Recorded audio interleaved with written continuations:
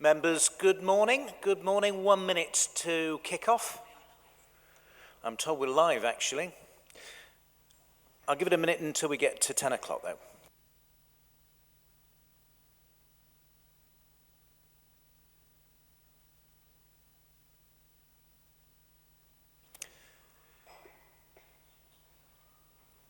So I'm told we're live. It's now 10 o'clock, so good morning, members.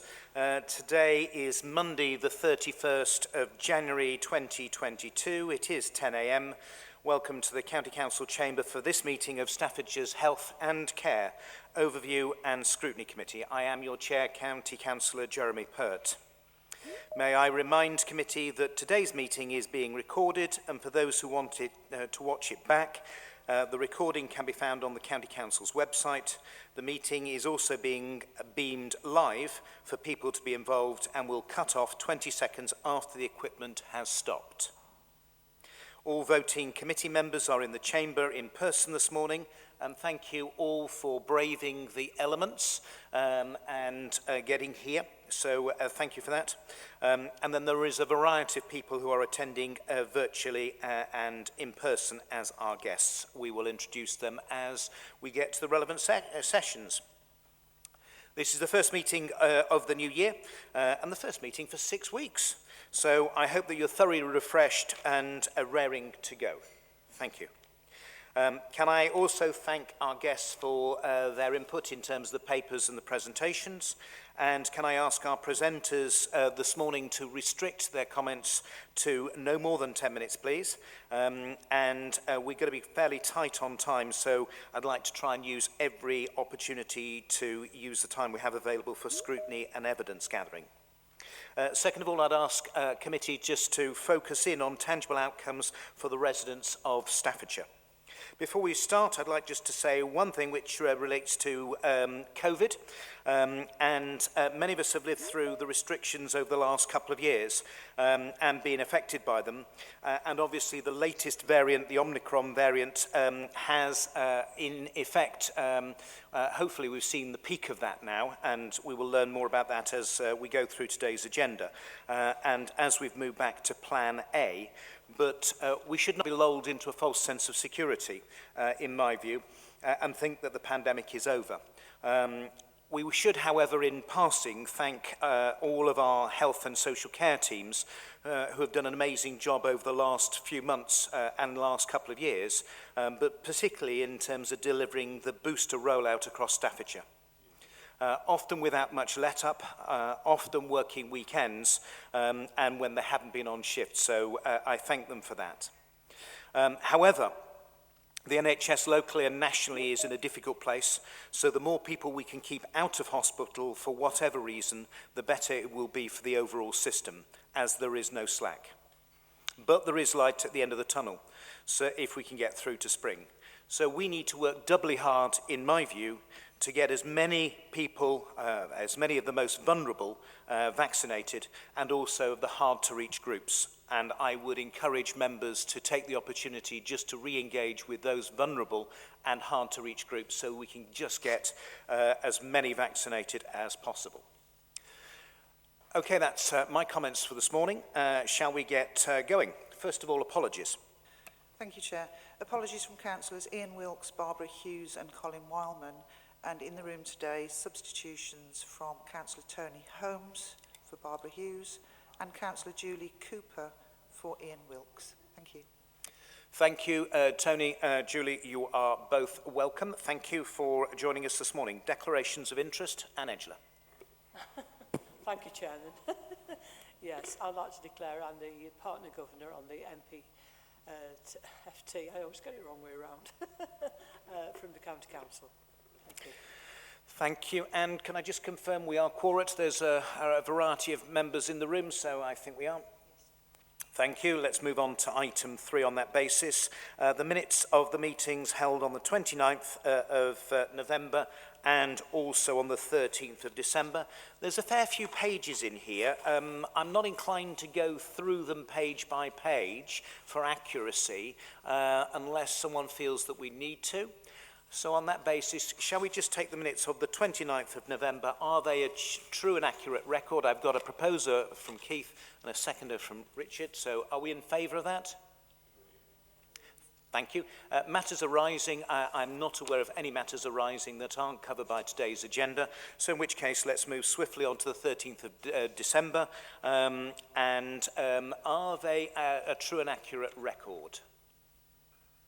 Do we have a proposer? I've got a proposer and a seconder right on the back on the back seats.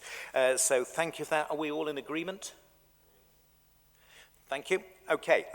I'm also reliably informed that we have covered all of the matters arising, all they're on today's agenda. So that moves us on to, very swiftly and on time for a change for me, item number 4, the integrated care system. So first of all, we have Peter Axon, who is the interim chief executive designate of the Integrated Care Board, and Peter's team. I don't think, Peter, we formally welcomed you to your role that you took up on the 1st of December, so let us formally welcome you to that role, obviously we look forward, going forwards, to the difference that you will make within the system, bringing the system together, making it more fleet of foot, but also at the same stage addressing some of those issues that are front of mind, like the backlog in care, and improving the overall health outcomes for residents. Peter, can I give you 10 minutes and then we'll go through to members' questions? Thank you, Chair, and good morning to everybody. And thank you for the warm welcome as well, the official welcome. I think I'm on about, the end of month 2 now, and it's been quite an interesting couple of months in role, as you can, I'm sure, imagine. And the presentation that I'm going to provide now perhaps hasn't been front and centre, the subjects within it haven't been front and centre of people's minds, as you can imagine, given all of the activity that we've been doing around vaccinations and management of Omicron. So I'm quite happy to be able to present on these subjects, given the fact, as I say, that we haven't concentrated on them for all the right reasons over the last couple of months. So Tanisha, if we could move to the next slide, please. I think that just gives a brief indication of what we're going to talk about over the next 10 minutes or so.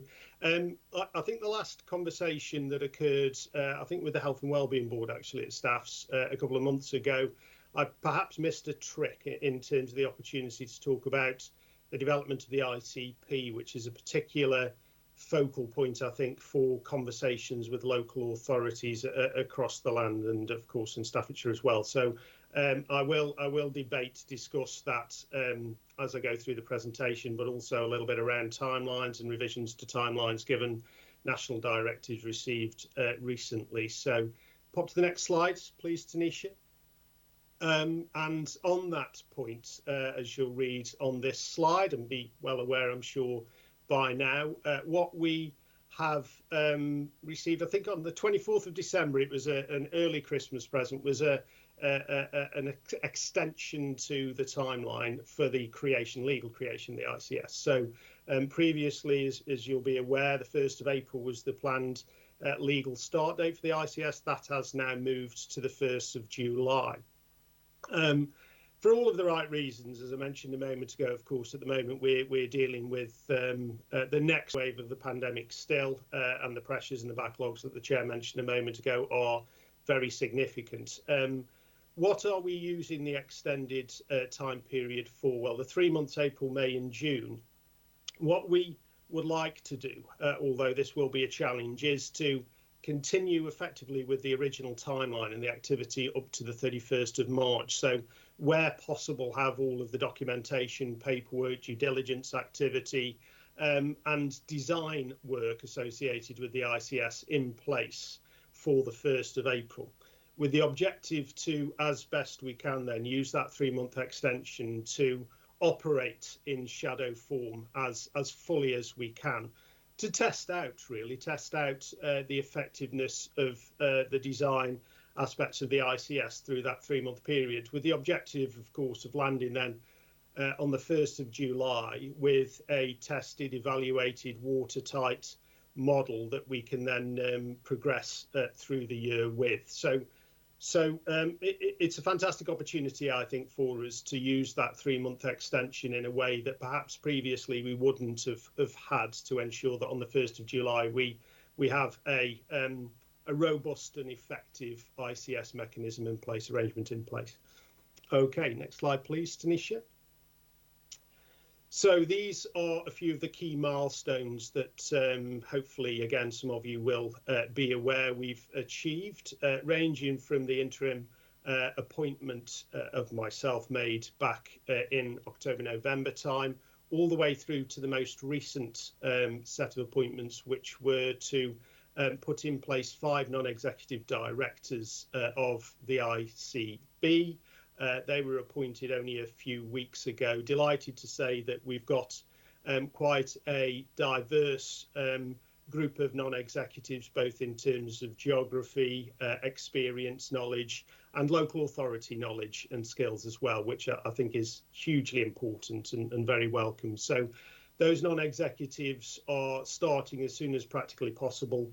Given the nature of these things, some are more available than others in terms of timescales. So over coming weeks, we will onboard them. And again, the benefit of having them in place now is that we can use that sort of March, April, May, June timescale to for them to steer some key aspects of the emerging agenda. So particularly, for example, around chairing our shadow ICB board committees during that time period.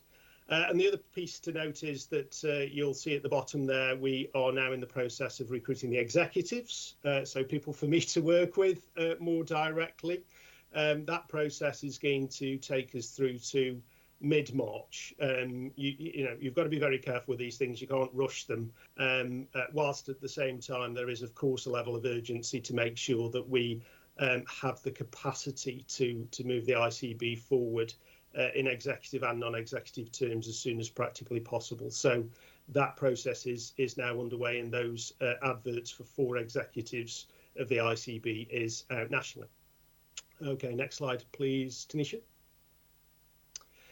So it's a relatively busy slide you have in front of you, but this is the emerging thinking associated with the governance structure of the ICB. So you can see across the page there are a number of board committees and delivery environments, if you like, that make up the engine room of the ICB and how we'll look to operate the system more generally. Relatively traditional list of board committees, at least in the NHS sort of world. And as I mentioned a moment ago, the non-executives will take the helm across the range of board committees that you can see there. At the top there, we mentioned the Health and Wellbeing Boards and the Integrated Care Partnership, the ICP, which I'll dwell on in a second. And on the left-hand side, you can see that there are 4 environments that we're calling the delivery sort of units within the system. That's places in their current structure, the 3 places, North, South, East, South, West Staffordshire, and our provider collaborative. So that's the single system-wide provider collaborative that sees providers coming together to operate at scale across the system. That's not legally coming together, that's coming together from a collaborative perspective, an alliance of providers to deliver aspects of the system that naturally you would expect to be done at scale once across the system, whilst places will perhaps apply a more of a subtle approach where local need and issues merit that sort of local deep dive to support transformation within neighbourhoods and PCN environments. Okay, if we go to the next slide, please. So this is a little more detail in relation to the makeup of the board. So as part of the consultation exercise throughout November and December, led by Prem Singh, we debated with the system what the constitution, so the makeup of the ICB, could and should be. Helpfully, system partners inputted into that quite thoroughly. So we tweaked the membership, for example, of the board in a few areas, most notably partnership trust arrangements, where originally there was a single trust partner on the board, and we've amended that to reflect 2 trust partners, one being for mental health services and the other one for physical health services. So, you know, that's good, isn't it? We've been through a conversation with the system, and some changes have occurred as a result, some helpful changes have occurred as a result of that. The extension of the 3 months means that the constitution document itself doesn't need final approval until that April-May time. So we have a few more months should we choose to use it to make further tweaks to the constitution.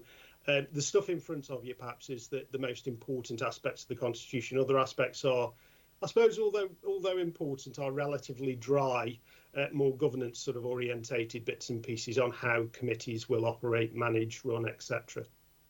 So hopefully that's useful information in relation to what the board will look like going forward, the ICB that is. Next slide, please, Tanisha.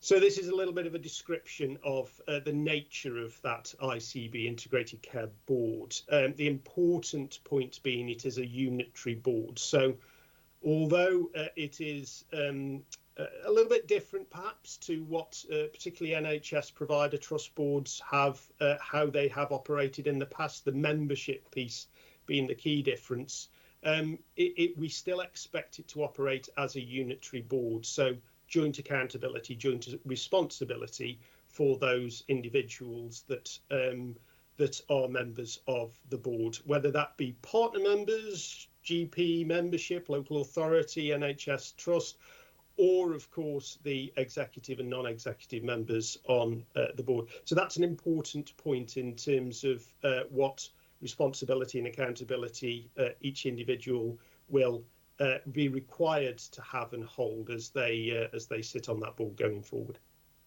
Okay, next slide, please, Tanisha. So I mentioned I was going to touch on this a second ago. So the Integrated Care Partnership has a responsibility to predominantly to oversee the development of the health and care strategy for the system, for the ICS, and then also responsibility as we go through the year to hold the system to account for delivery of that strategy through development delivery plans that the ICB will create. So the ICP gives us an opportunity really to force, if you like, a delivery mechanism through the system that addresses some of the key challenges that are described within, for example, the health and wellbeing board strategies of both the city and the county. So the ICP is a mechanism, a vehicle, if you like, that I think local authorities and the NHS should and ought to use to ensure that key objectives within both of our environments are delivered on the ground through integrated working. So we hope to hold the first developmental meeting perhaps just before or in July of the ICP, and then going forward the objective is to create our strategy, our system health and care strategy in the latter part of this calendar year. The national expectation is that ICP strategy will be in place from the 1st of April 2023. Personally, I think that's a little bit late, and I'm sure that there's a lot of work that we can do beforehand to ensure that we have at least the bare bones of a strategy during this calendar year. But as I say, it's a great opportunity for us to join up the various agendas across the system and use the ICP and then through to the ICB as delivery mechanisms to ensure that our various objectives are achieved. Okay, then next slide, please. Last couple, I think, coming up. Yeah, just a very quick note then. So acknowledging that those opportunities that we have, the design timescales, etc., we can't forget that, of course, right here, right now, we have a number of challenges that aren't going to go away anytime soon, but fundamentally need to be addressed within both the annual plan that we put in place from the 1st of April, but of course also that emerging strategy that I described a moment ago. System backlogs, again mentioned by the chair at the beginning, significant. People tend to think of them within the acute environment, but fundamentally they are also within community services. and that's both NHS and local authority community services. Our vaccination targets, I'm aware that there's going to be a debate today with regard to whether the NHS is still required to deliver its staffing vaccination target. Suffice to say, let's assume that it is required until it's not. But those targets, both in terms of staffing and the population vaccination programme, are very, very significant. And of course, the workforce pressures more generally. We've had massive pressure on staff absence over the last month or so, with peaks in the order of 30% staff absence, and that's across the board, both local authority and NHS. But we also have underlying high levels of vacancies, again, in both environments, social care and healthcare, which we are addressing, but it's not one of those things that is resolved overnight. So it's ensuring that all aspects of those challenges are delivered, mitigated and managed in the medium term through intelligent design, ICS intelligent design. So we have a massive opportunity in front of us, whilst at the same time acknowledging that we have many, many challenges as well. Now, Tanisha, I think that takes us to the end of the slide pack. If you go forward one more. Yep, there we are. Okay, happy to take any questions or comments, Chair. Thank you, Peter. Charlotte Hankins. Thank you. Good morning, Peter. Two things. How will the voice of the patient and client be represented on this board and be listened to? And secondly, how do you expect these endless meetings, endless committees and so on to impact on patients and clients on the ground? Okay, thank you, Councillor Atkins. So on the first point, the non-executive portfolios have been designed in such a way that PPI, patient and public involvement, is included within all of the non-executive portfolios, but specifically, particularly within one of the portfolios, to make sure that the non-executives are fundamentally, intrinsically linked into the PPI agenda. My personal view, and I think in part this is coming through the design work that we have in place, is that the place agenda, so thriving places, the 3 places as described on one of the slides earlier, needs to be heavily orientated and linked into the PPI agenda. Now that design work is still happening, so we haven't got all of the answers on that as yet, but I do expect that to, as I say, have a particular focus on patient and public involvement. The slide that described the emerging governance infrastructure, I think I said it in the moment that it does look relatively busy.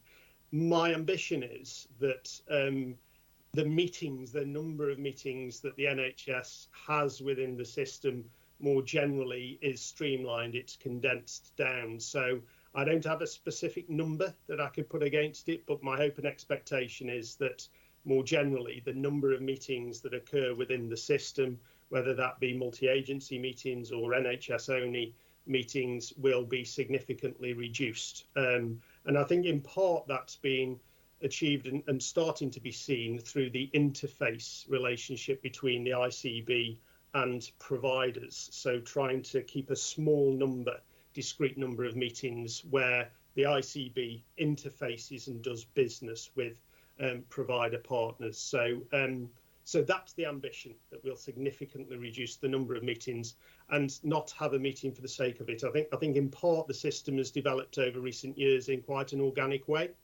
and by that I mean that the system has taken on board a challenge or an opportunity and created a meeting in relative isolation to support that challenge or opportunity, without perhaps taking a step back and saying, right, okay, what does it look like in the round? Can we use an existing forum or arrangement or conversation to fulfill that objective? So that's what I'm trying to achieve and engender through this process, that ability to take a step back and fundamentally only create meetings and forums where they add substantial value. No, well, the core of my question really was not so much about the meetings, but about how all this was going to impact on the patient and client experience on the ground. Because, we've had countless, hundreds of of NHS reorganisations, which ultimately have either been reversed or come full circle. And I just want to know that we're spending a lot of time and energy setting up these systems. And what I want to know is how that will impact on the patient or the client on the ground. Now, I'm not totally convinced that the patient-client voice is going to be heard, because you talked a lot about ambition and aspiration, but actually very little about concrete voice of the patient or client. And I really want to know what this new integrated care board or the partnership will have, what impact will it have on my residents in Leek, and how will they see a difference which will actually improve life for them? Okay, so I'll give it another go. So, because you're perhaps right, I maybe didn't address the question in the first response. So there are two ways that we need to get the patient and public voice into the system. So one will be through the creation, the development of the strategy. So the ICP strategy, there needs to be a clear focus as we're developing that strategy to understand the needs of the local population. Now, we can do that in a number of ways. So health and wellbeing boards discuss, debate, have various mechanisms in PPI terms to ensure that the patient voice is absolutely front and centre and influences the health and wellbeing board strategies, for example. So naturally, by taking on board those objectives of the health and wellbeing board strategies into the ICP strategy, by definition, we are listening, I would suggest, to the patient and public voice. So there's something about ensuring that the system level strategy has that voice firmly weaved into it. And then the other key area, as I mentioned a moment ago, is place. So local need, understanding what local need is, that variation at a local level, whether that be to do with access or some other aspect of the challenges that any specific local population has. And in that regard, the design and development of the place infrastructures is absolutely critical to ensure that as we go through any specific design or development work, transformation activity, or just fundamentally questioning the effectiveness of existing arrangements, we have conversations with the local population. Now, precisely what those conversations look like at place level, we haven't yet defined. We've got some level of precedent set in terms of general practice conversations with the local population. Of course, we have lay members at the moment within our CCGs, Peter Dartford, etc., who do a great job of linking into the local population and in turn to health and social care officers. So there are some mechanisms at the moment that we need to learn from and not throw the baby out with the bathwater, as it were. But that process it isn't finished yet. So that design development piece still needs to play out over coming months. And the 3-month extension of the ICS's creation, of course, is helpful in that regard, because it gives us a bit more time to make sure that what we do design and develop is welcomed by all. But how will the experience of the patient and client improve as a result of all this? You talk a lot about, committees and everything else and place and so on. But what I really want to know is, as a patient or a client, how will my experience improve as a result of this great reorganisation? That is not coming through to me. And if it's not coming through to me, then it's not coming through to my residents. So we're not there yet, I suppose. We're not there yet in terms of the design process. What I'm happy to do, Chair, is to commit to another conversation that's more linked to PPI and how we're creating an infrastructure and arrangement that both listens, reflects, and also designs services in such a way that need of the local population is being better met going forward. So I'm happy over coming months to commit to that. If this is not about patients and clients, why are we doing this? Okay, I think the point is well made, Charlotte. I think the suggestion is also a useful one in terms of looking at the customer journey as we go as part of the strategy discussion as well, because I'm sure you want to bring the strategy in front of this committee and that would be the right time as well just to carry on this discussion. But I think whilst Charlotte talks on behalf of Leek residents, I think that was a slip of the tongue. She was talking on behalf of Staffordshire's residents, but I think the point is still well made. I've got three other questions on this. Keith Flunder. Thank you, Chair.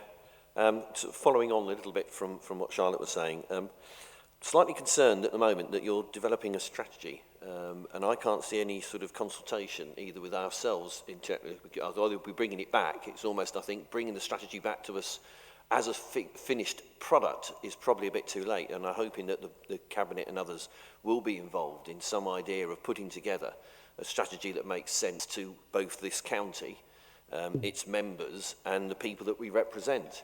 So I fully endorse what Councillor Charlotte has said, Charlotte Atkins, so that we can get some more information. Perhaps this might even help you in bringing together a strategy that might work. You did mention synergy during your talk, and I don't think you can really get synergy unless you involve more people, potentially not necessarily having meeting after meeting after meeting, but certainly some idea of a framework which you can then present and then maybe get a strategy out of that. I'm not teaching you to suck eggs. You're probably far well better paid than I am to be able to do this sort of thing, so that's not a problem. In terms of our involvement in terms of the County Council, I don't know whether you can bring anything back to perhaps the Chair or someone else knows more than I do at the moment about our involvement in this new setup. And then lastly, the one thing that I'm really concerned about is the way and link to community groups and a structure within these place-based approach that we have and the way that that might help us improve the services for those people who need it most right across the board. And I think that's quite a tough ask and good luck with that. But I'd like to see if we can get involved in that a little bit more. I think that's the main point I'm trying to... So I don't know whether you could bring it back at a later stage and or try and involve us within the process. Thank you. Yeah, so very happy to do that. Just to go back on the kind of the timescale I described a moment ago around the ICP strategy development, it is at a very, very early stage, as in we are developing the timeline associated with the strategy's development itself. So I wouldn't want people to think that we have written down in the background somewhere in a darkened room a skeleton strategy that we're going to look to roll out and it's a fait accompli. That's absolutely not where we're at. So we are at the very, very early stages of thinking about the timeline and the nature of the strategy's development.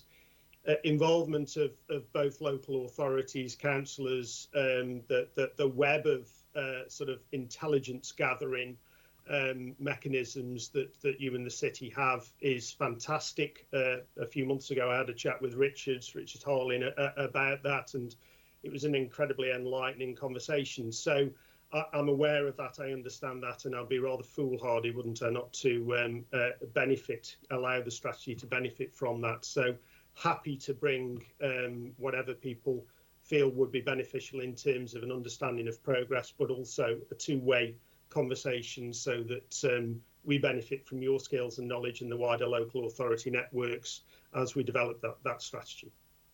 And just on terms of the VCSE, voluntary sector? Yes, so there's an expectation that voluntary sector will be intrinsically linked to all aspects of the design I mentioned a moment ago. So, for example, the Integrated Care Partnership itself, I expect the voluntary sector to be one of the key partners around the table of that, and also specifically and particularly at place, given the nature of the voluntary sector itself, a network of small entities, albeit pulled together by a couple of larger entities in the city and county, Support Staffordshire, for example. So the nature of the design work, I think, will mean that each of those forums, particularly the ICP, Integrated Care Partnership, and particularly place, I expect the voluntary sector to formally have seats, influence, in particularly both of those two environments. So absolutely yes. Thank you, Peter. Janet. Thank you, Chairman. My question's quite simple, really. Having listened to your presentation, thank you for it, I'm just wondering where South Staffordshire District Council or South Staffordshire fit into your integrated care system. Only looking at the map, we were just a little bit hanging off the bottom of Stafford. So where do we fit into this? Because I know we haven't got hospitals and things like that in our area, and we have to go outside of the South Staffordshire to Wolverhampton, Warsaw. We do come into Stafford and Cannock and things like this. But where do we actually fit into your programme, please? So, no, thank you for the question. So I had a conversation a week or so ago with all of the district and borough local authority chief executives, a very helpful conversation. And I understand that's a regular meeting that I'll look to attend as often as possible. The conversation, not surprisingly, was very much orientated around place and how particularly district and borough local authorities can positively affect the wider determinants of health agenda. So part of me was enthused by the nature of the conversation in that all of those local authority CEOs want to and feel it's important to become involved, particularly in the place conversations as the ICS evolves. Whilst at the same time, I was a little bit frustrated, not with them in any way, shape or form, but by the lack of engagement perhaps to date through those district and boroughs in terms of the place agenda in particular. So we've got a job of work to do to better engage the local authorities at district and borough level. But at the same time, I think generally there was real enthusiasm within that CEO group to be involved at that quite granular level. So fundamentally for me, that is how we need to involve and influence or be influenced by the district and boroughs' agendas. South Staffordshire has a particular, I wouldn't say challenge, but a uniqueness, I suppose, in terms of the rest of Staffordshire, in that, as you mentioned a moment ago, the flows out of Staffordshire of patients, particularly to Black Country acute providers, is very significant. So particularly in the Sideston Peninsula, over 50% of the acute activity is done outside of Staffordshire, wholly appropriately given the geography and the nature of the linkages between those Black Country providers and the local population and general practice. But it does provide a unique challenge. So all the more reason to have conversations in terms of that population specific need at place level. It's an example of the uniqueness really of different geographical environments within Staffordshire, which is why we need the place agenda front and centre of the design programme. Thank you. Do you want to come back? Thank you. Thank you for that. But we are in South Staffordshire very keen to work with all organisations and things like this. So if you can include us, we'd be most grateful. Thank you very much. Sounded to me like an open door. I'd just make one other point in addition to Janet's, which is you mentioned South Staffs, but obviously Tamworth Burton tend to orientate to other areas. 40% of Staffordshire's residents consume certainly acute services outside of the county. So it is an important area that we need to make sure the journey is as seamless as possible. And I was somewhat surprised that even in this modern day and age that we don't actually have coterminous boundaries across the public sector. But let's leave those conversations because they're probably outside of your remit and mine. But I would just take Janet's salient point. Philip Atkins. Well, thank you, Chairman. I started reading all the stuff about the integrated care system after the papers came out a week ago. And I did a bit of research, as I always do. And I noticed that in the interim guidance on the functions and governance of the system, that you've got to build on, you're asked to build on existing local arrangements where they're effective and develop arrangements in the underlying principles of subsidiarity and collaboration. Government arrangements are proportionate.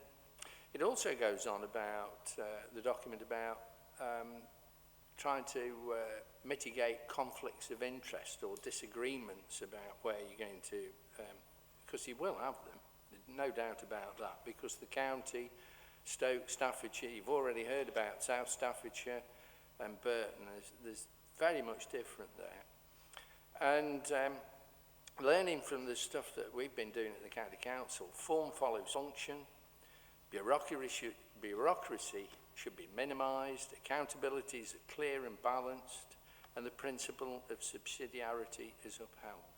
I have to say that having sat and listened to some of the answers to the questions, that I'm even more concerned about how this board is being developed, because to find things out, you really do have to know where you're digging on the internet to get into the system and find out that there's a consultation on at the moment from the Health and Wellbeing Board about how it should be, that there's how this should be going. And the last answer that you just gave about you've had a meeting with the chief execs of the districts and county really set the alarm bells ringing, because councils are member-led, not officer-led.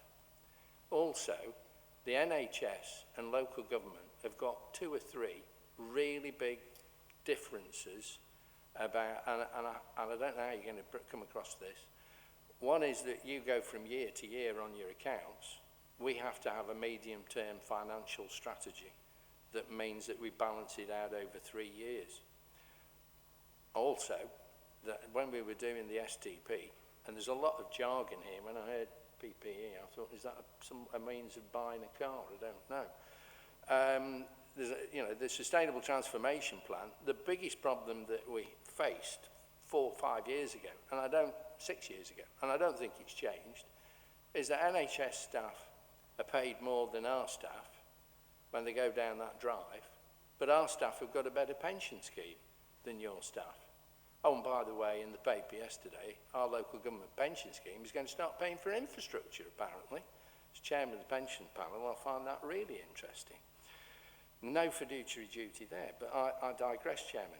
I think there's an awful lot of work that needs to be done on this, and cutting to the quick, the communication is really poor, because you've got to involve everybody. You've admitted you've found it difficult to have a meeting with the chief exec, but they're all enthusiastic. That is a sign that your communication isn't working, that even they, the most senior officers in our organisations, haven't heard what's going on. Never mind, you've got the members of this committee here today, but there's 62 on the county council. There's about 400 across the county and Stoke-on-Trent altogether. We would be your trailblazers to say, look, things are going to get better. But as Charlotte Atkins has said and asked, I can't see how this will improve the health and the experience of the people I represent in a rural area around Uttoxeter. That's me in particular, but there'll be lots of others. So I think you've got to ramp up your communications and be a lot more open about it and stick to the principles that are in the guidance on the functions and government of ICSs. Thank you, Chairman. It's just a comment. Peter, there was a lot in there, so dig through some of it. Just mindful that we're sort of tight on time, and I've still got 2 other speakers, but I will draw a line with the next 2 speakers.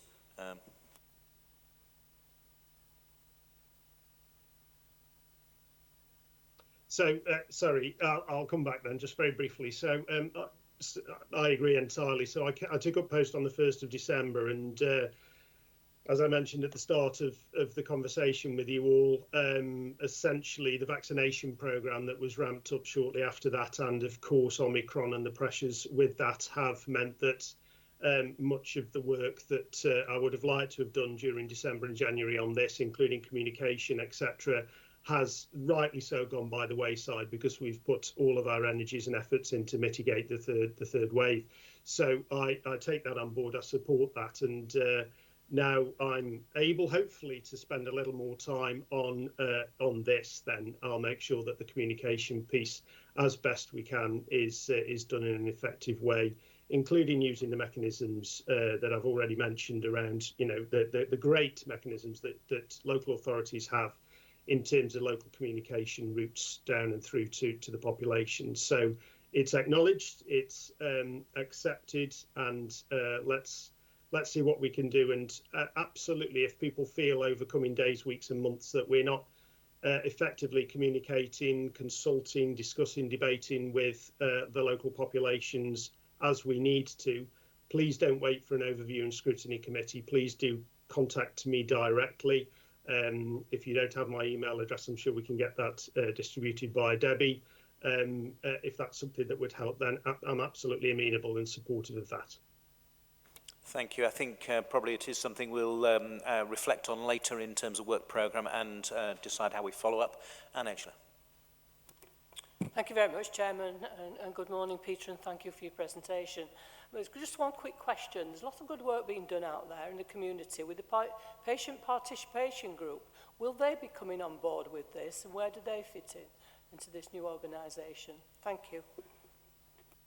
So yeah, so you're absolutely right. There is a huge amount of good work with the patient participation group, and there are multiple sort of smaller groups out there. So we haven't decided, we haven't got the full design arrangements in place yet. I know I keep saying that, but we are on a journey through to the 1st of July.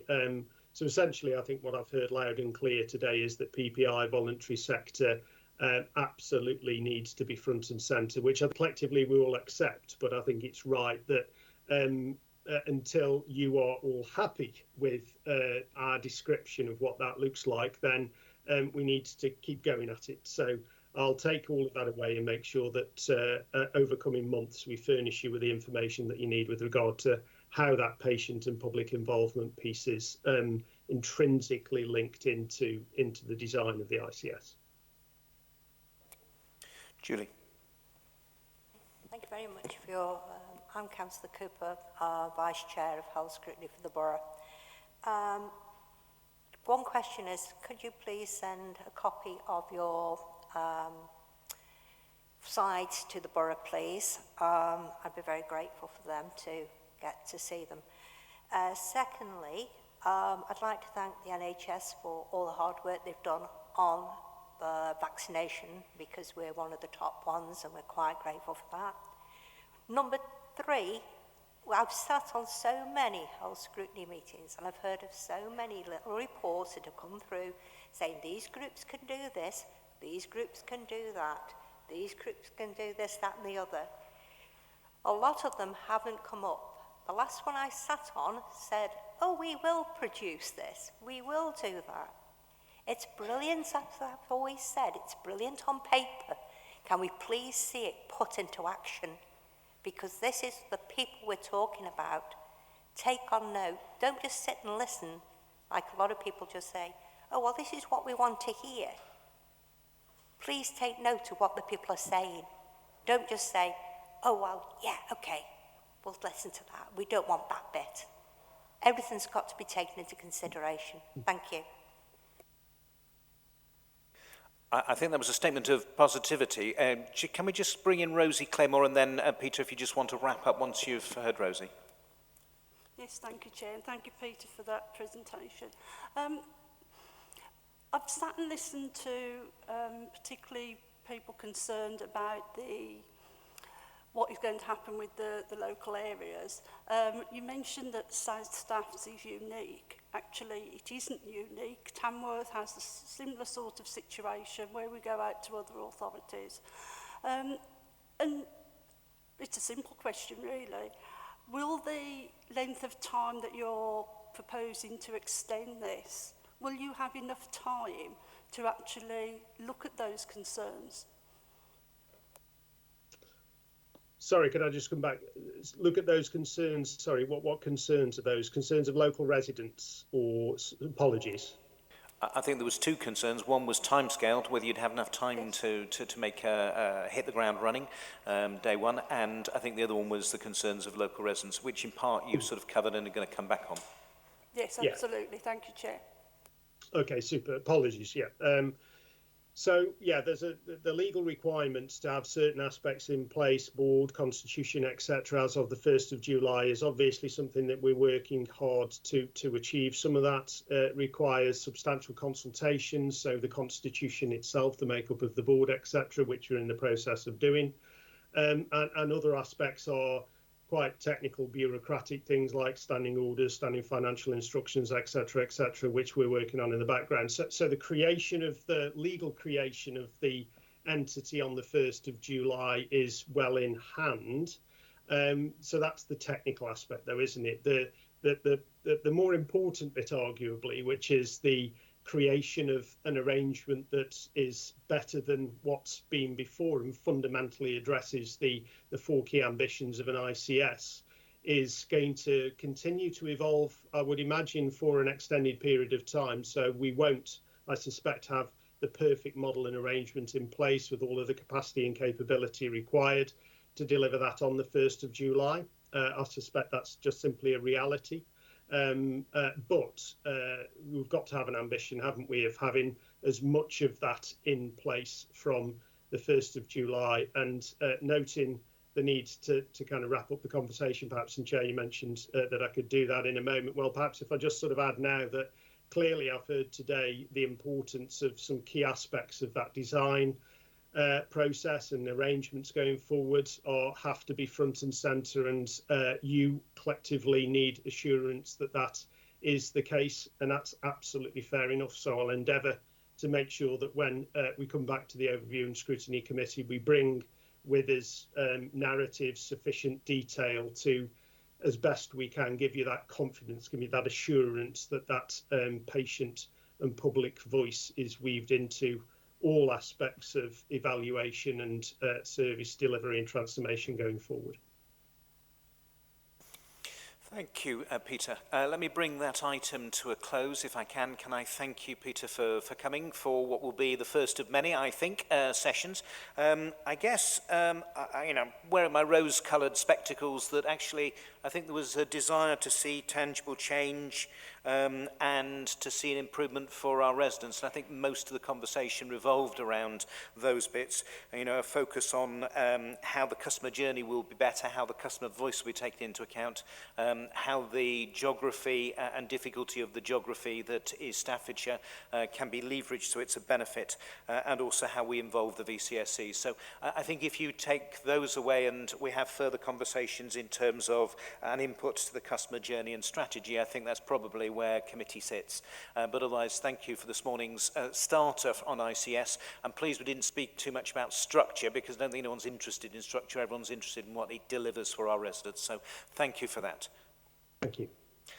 Welcome to stay, you're welcome to go. Otherwise, I'm going to move on to item 5, which, let me welcome Dr. Paddy Hannigan, is on the COVID vaccination update. Lynn, good morning as well. Tracy, I see as well, so welcome to you all. Can I give you 10 minutes just to give us an overview in terms of where you're up to, please? Yeah, we can just run through the slides and then obviously take questions as they come, and Dr. Hannig is here to answer any difficult ones. So just in terms of the current position, you can see we've made good progress on the booster doses over the Christmas period. We're currently at 83% of all adults have received their booster dose. So that's everyone over the age of 18. And those in cohorts 1 to 9, so the over 50s, currently nearly 91%. That's what I'm going to say, not 90.7, 91, why not? In terms of those younger age groups, again, we're getting good uptake rates of the 16 and 17-year-olds. The booster doses obviously will come as they become eligible in terms of the time frames. And you can see in terms of the 12 to 15 school-age children, we're currently at 59.7%, which is the highest performing system in the whole of the region. So that's really positive. And that's down to our in-schools programme run by MPFT, but complemented by a national booking service, community clinics that are largely run by our PCNs. So we're giving them really good access and able to access to get the vaccinations and the first and second doses. Currently, we recommence the programme on the 11th of January, and we're back in schools doing those second doses and picking up anybody who didn't have it first time round, and it's part of that evergreen offer that we have to talk about. Our mission is to never leave anyone behind. You've probably heard me saying that before. And we call it the Evergreen Bridge. So we know that people are still coming forward for their first doses, and we want to make people feel really comfortable about that. So since December, we've given 12,000 first doses, and we'll continue to invite people to come forward. So just in terms of the next slide,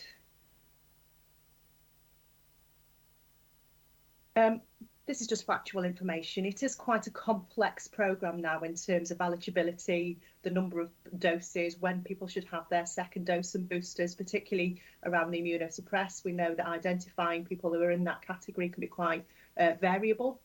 And so that's there for information, really. And we hopefully this banner provides some clarity to patients and people coming forward. So next slide. Our aim is to achieve 90% uptake for our boosters, so that's another 54,000 people in Staffordshire and Stoke-on-Trent that remain to be boosted. On the left, it shows the table. These are our primary care networks, so they largely cover the wards, and you'll probably recognise the names and the geographies that they cover from that. But we do go down into ward level. But these are our PCN, our clusters of GPs working together networks that shows where we've got good and variable uptake. And when you go down to that level, you can see the numbers are quite low, but we'll continue to reach out to patients to get them boosted. People can book on by the national booking system at their convenience as well. We've got more access than ever, more community pharmacies coming on board as well, and we've got more capacity than we've got demand, basically, but we'll continue to keep it open. So it's that sort of convenience that we're offering as well as locality. So in terms of the next slide, these are our priority areas that we're focused on. Our biggest gap is those aged 18 to 40. So we've got a whole comms campaign and roving teams focused on vaccinating these groups. So the roving team has been out at big match days at football. We've got a mobile team that goes into large employers, and we're offering personalised text messages to GPs. So we've got about 85,000 people who haven't been vaccinated in that age group. Housebound and care homes, an obvious priority in terms of vulnerability. Our care home vaccination rate is the highest in the region as well, and it's very much thanks to the local authority colleagues who are doing that targeted work with them, supporting staff vaccinations in those homes as well. So thank you for that. I won't go through all of those areas there, you can read that for yourself, but I will pick up on the inequalities agenda. So those areas where we have got low uptake rates tend to be those most deprived and are more harder to reach diverse communities. And I've got a slide on that, but we continue to operate a bespoke approach to be able to encourage as many people in those communities to come forward. And go to the next slide, please. This is our inequalities team. We've been put forward for a Health Service Journal Partnership Award, and we've been shortlisted to the final. And it's how we've worked as a system, and that's across health and care, but also for our work with the fire service, who have been absolutely fantastic in stepping up and supporting the programme. So not only do they support our logistics in terms of the vans and taking all of our equipment around to the different areas, they also have a certain approach to encourage people to get vaccinated. We've found that in some hard to reach groups, particularly in travelling communities, the fire service brand is more trusted than the NHS, and they've been able to have those conversations with people to encourage them to get vaccinated, which is really positive. It's low numbers, so compared to the 2.3 million vaccinations we've done, 11,500 have been delivered through the roving teams, but very, very important that we don't leave anybody behind, and that's the work that they do. So we have probably the lowest uptake areas are some wards in Burton, and then on in some deprived areas in Stoke-on-Trent, but we are putting a bespoke approach on to encourage people to come forward. You can see there, if you want to have a look what your area and your wards look like, and your council colleagues would be very interested in that, you can go down to ward level on the website there, and it will give that detail that you might be more interested in your own local areas. So next slide, please. I think Peter touched previously on mandatory staff vaccinations. So all CQC settings, all staff who may have any kind of contact with a patient will need to be double dosed by the 1st of April. So that means we're encouraging staff to come forward by the 3rd of February to be able to have their second vaccine within that window. We're working as a system to ensure we apply the same principles and the same support across the whole of our NHS services and social care services. So that includes primary care, hospitals, community trusts, and some CCG staff who do go into CQC settings. We're currently about 97-98% of staff have been fully vaccinated. So we are talking a very small number of staff now, and we are having those one-to-one conversations with those individuals, and encouraging them to get vaccinated by the 1st of April, pending any other decision that comes out today. So if we can move to the next slide. Just some more information about uptake rates. So the care home information is recorded by the homes themselves. So currently, it's the care home tracker, as it's known, is reporting 84% of residents and staff vaccinated. We think it's more like 87%. We will continue to go back into homes. We have had outbreaks that meant that we haven't been able to vaccinate, and we'll continue to do that. And it's largely being delivered by our GPs. And I think the key information there, about 98% of our care home staff have been vaccinated. So again, very, very high uptake rates for staff in those settings. Next slide. So alongside the COVID vaccination, clearly flu is still out there, and it's a huge priority for us to ensure that both patients get vaccinated for flu and COVID. We're continuing our flu programme in schools. We've got our the schools team go in and do the flu vaccination separately to the COVID vaccine, so we're not replacing one with the other. Paddy, is there anything you want to add about flu? Traditionally, our flu vaccine uptake for over 65s has been running at around 72%. Last year, I think the COVID effect pushed that up to around 80%. This year's figures look comparable. We're quoting there sort of 88% for over 65s. I'm not completely sure that's right, because the figure I saw last week was slightly lower than last year's uptake, but better than our usual annual flu uptake. So it's better than pre-COVID, but maybe not quite where we were last year. Thanks, Paddy. I think the next slide is about our communications campaign. We, again, work absolutely hand in hand with the local authority comms team, who are fully supportive of everything that we're doing, which is fantastic. So those targeted media campaigns, we work at a local authority level, but also with our district colleagues as well, to get messages out to those harder to reach groups. We've got walk-in clinics. There are 3 ways, unfortunately, you can book in for your jab. And this does get a bit confusing for people, but the simple message is you can book on your national web, the booking system. You will be called in by your GP, or you can review we call it the Grab a Jab site, where all of our walk-ins and ad hoc roving clinics are advertised. So, and that's updated on a weekly basis, because the teams will go around and pop up in areas that we need. Obviously, you would expect, we've got different languages. We're promoting the health. It's actually, the whole vaccination programme has been an exercise in inequality, and it's really been an eye-opener to me to show how you have to do things quite differently. It's difficult to target groups. It takes more effort, but it's relatively easy to put mass clinics on, but it's not so easy to encourage people to come forward. And I think for me, how we've worked together as a system and used all of our strengths has been how we've been able to get into different groups. And a good example of that really is some of the work that we've done with faith leaders, and some of our council colleagues have been absolutely fundamental to that, to speak out to their communities. I'll move on from that slide, because again, you can read that for yourself. There's a lot of detail in there. Slide.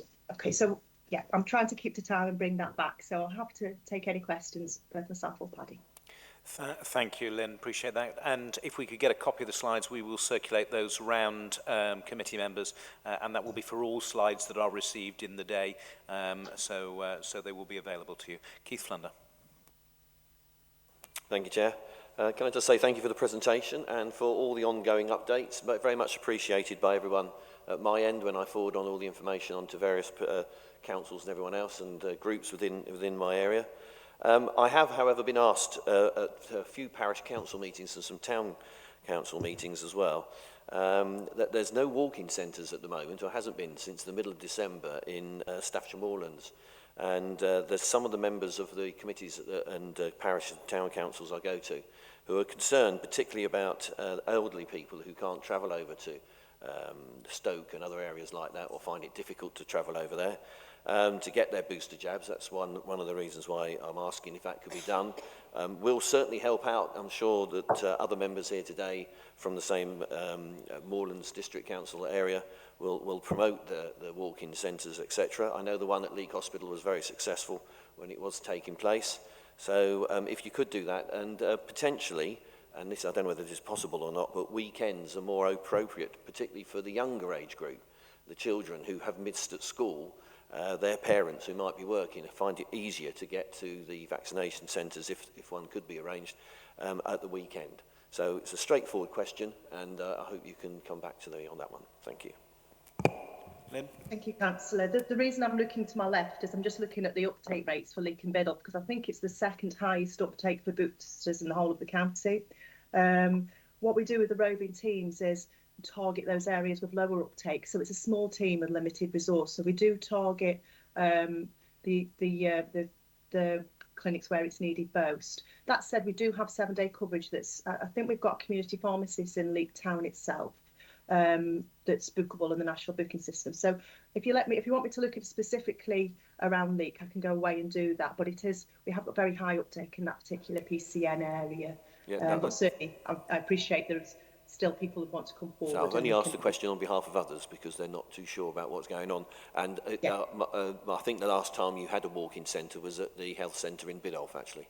So anywhere would be more helpful, I think, for some people. Thank you.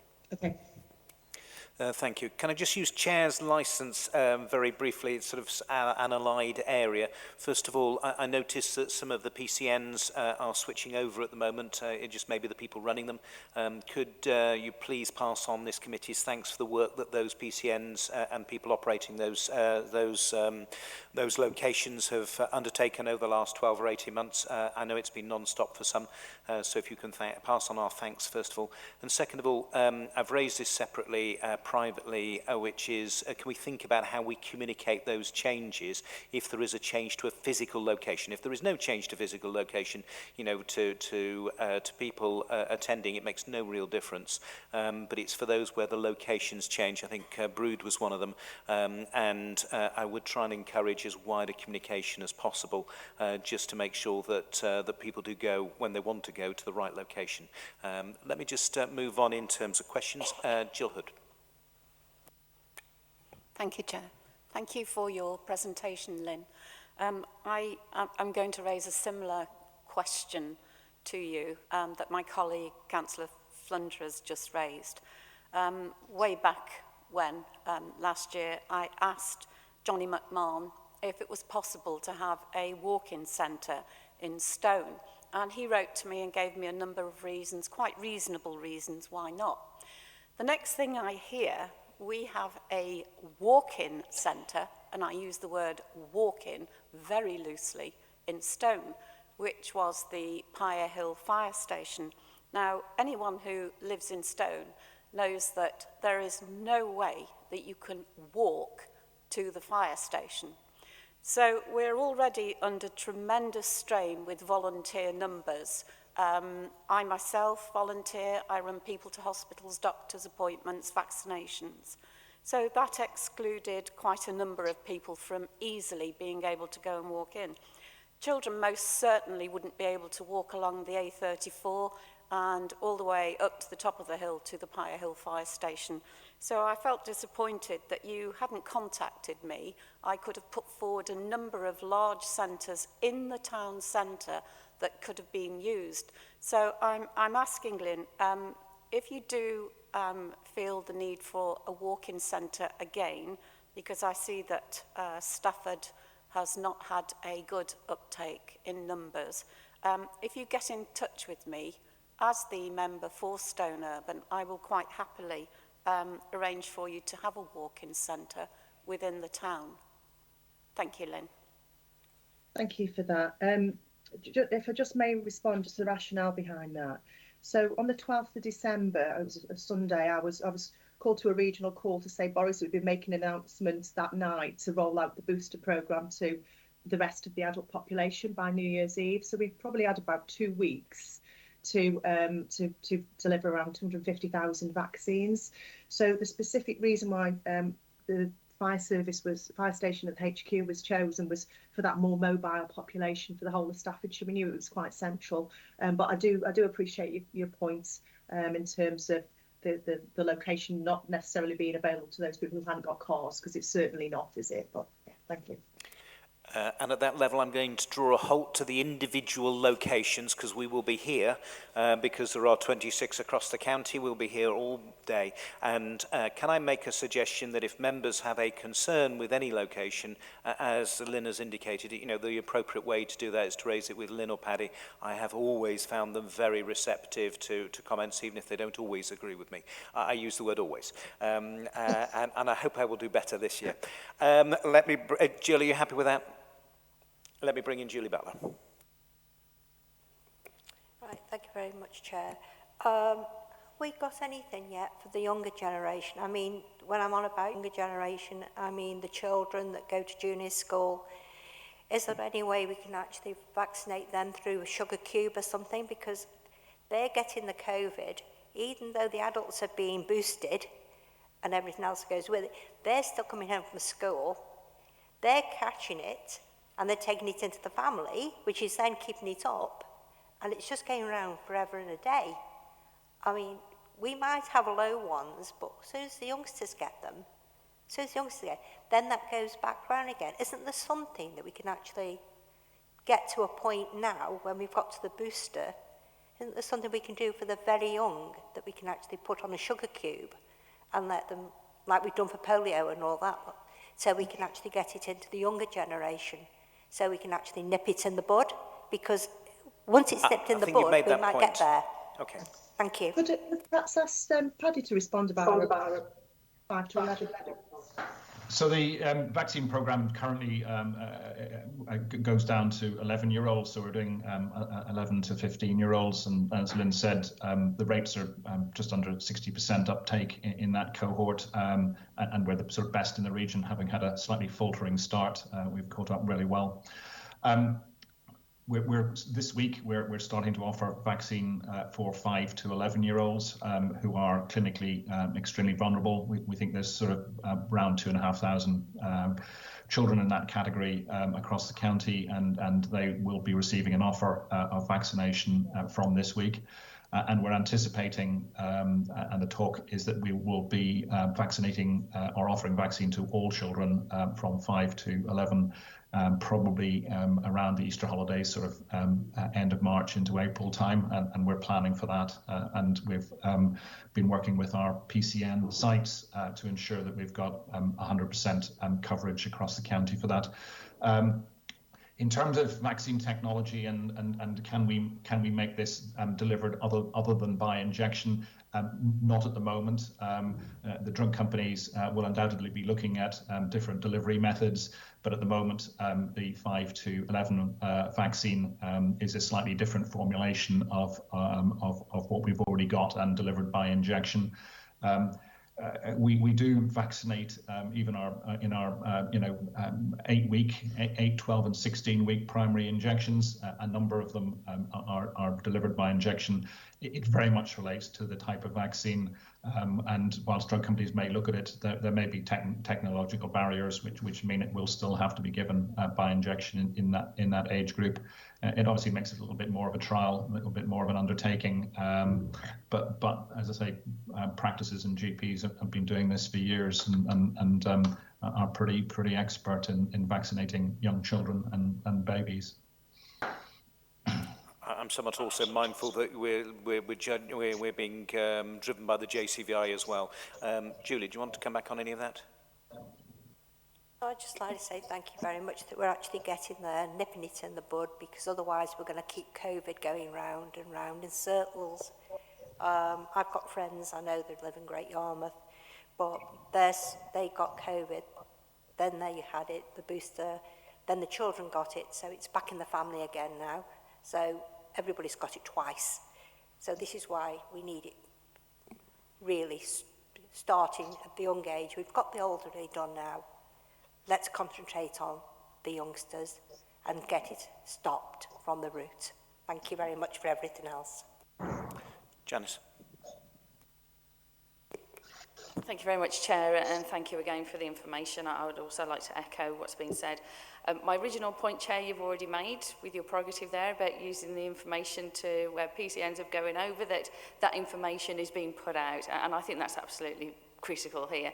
I do fully appreciate that a lot of the initiatives that have been put through take time, but getting that communication out so that where it is ready, it is good to go, and certainly locally, and I won't labour the point, in Lichfield and Burntwood, that there has been issues whereby there wasn't necessarily the information out at the time that it was required.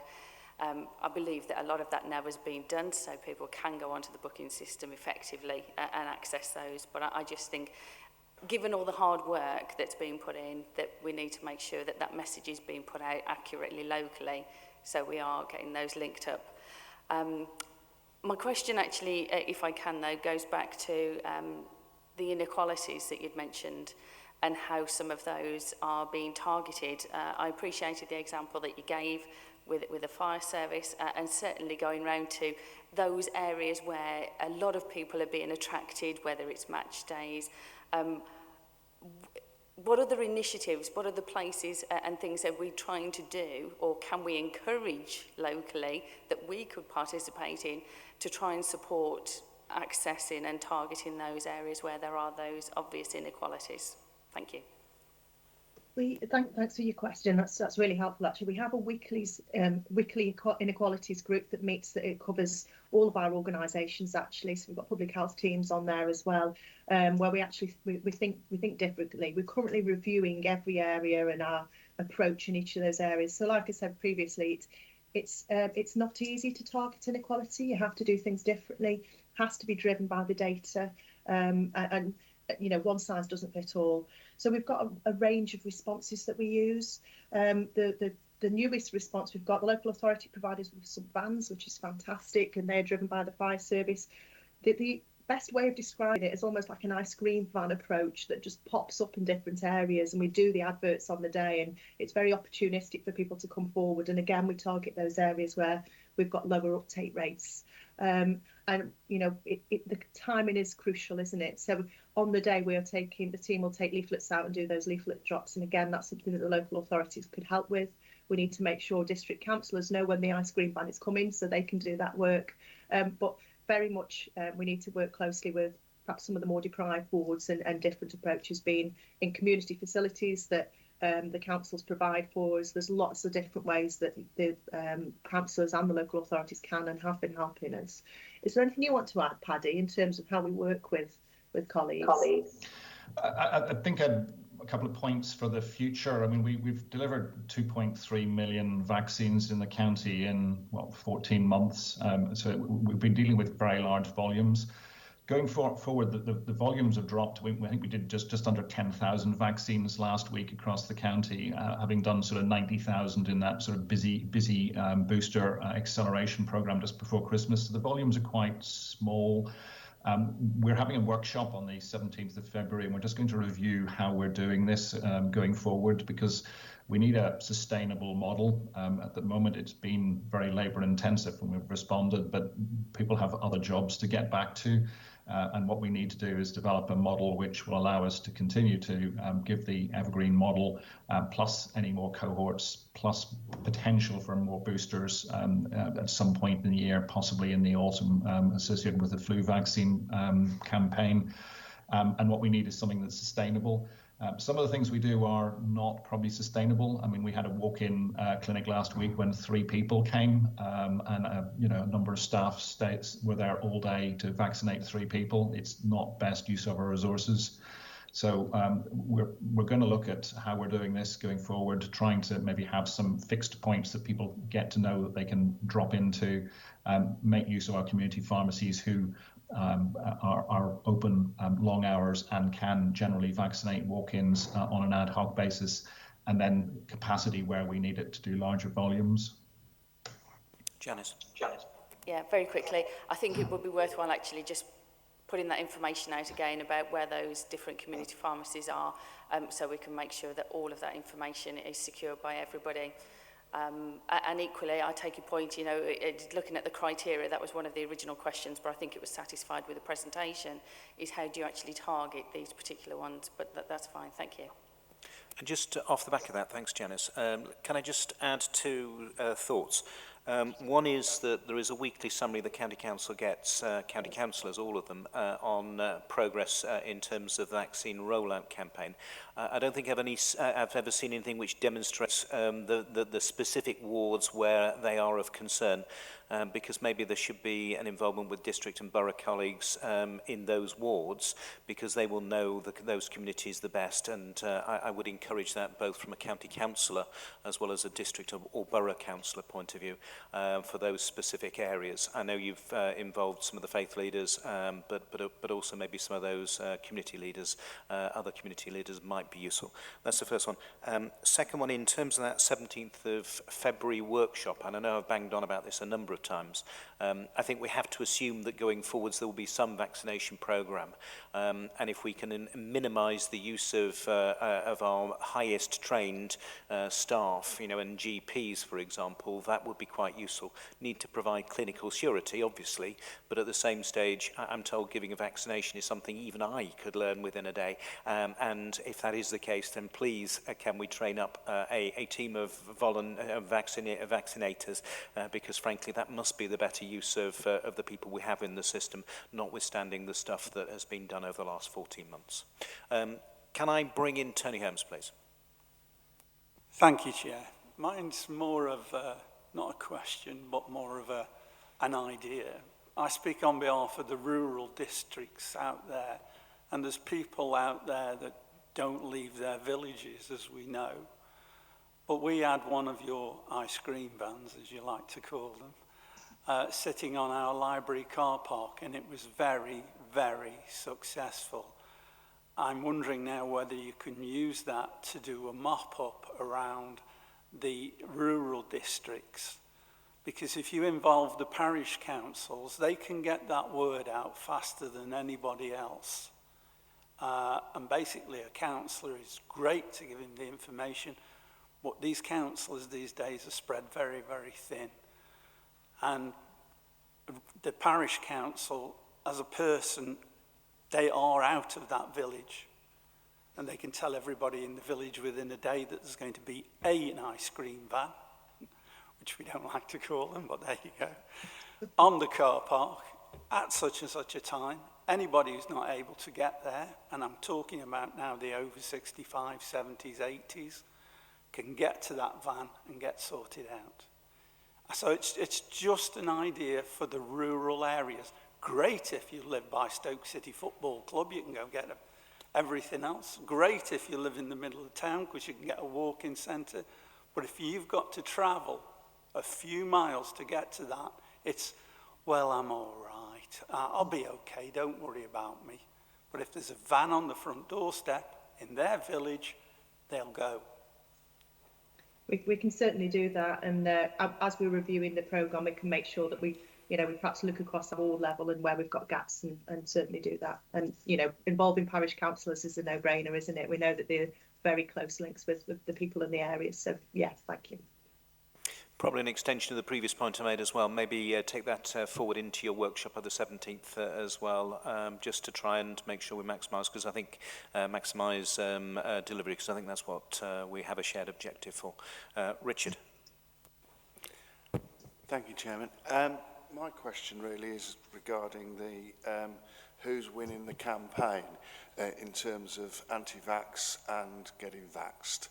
And it seems to me that I see the cohorts that you're looking at, where we seem to be low numbers, are the 18 to 30s, and then worryingly so, which colleague over there referring to children, yet I've seen a Facebook campaign, parents saying we're not going to get our children vaccinated because it's a scam, it's a trial, everything that you can say that would urge people not to participate. And so it's about winning the war of communication. And are we missing something? Because it seems to me that if those numbers aren't getting up, then perhaps we're not doing as well as we possibly could. Thank you, Chairman. Thank you. I mean, I can see Tracy's popped up. So my personal opinion is that we're winning that war.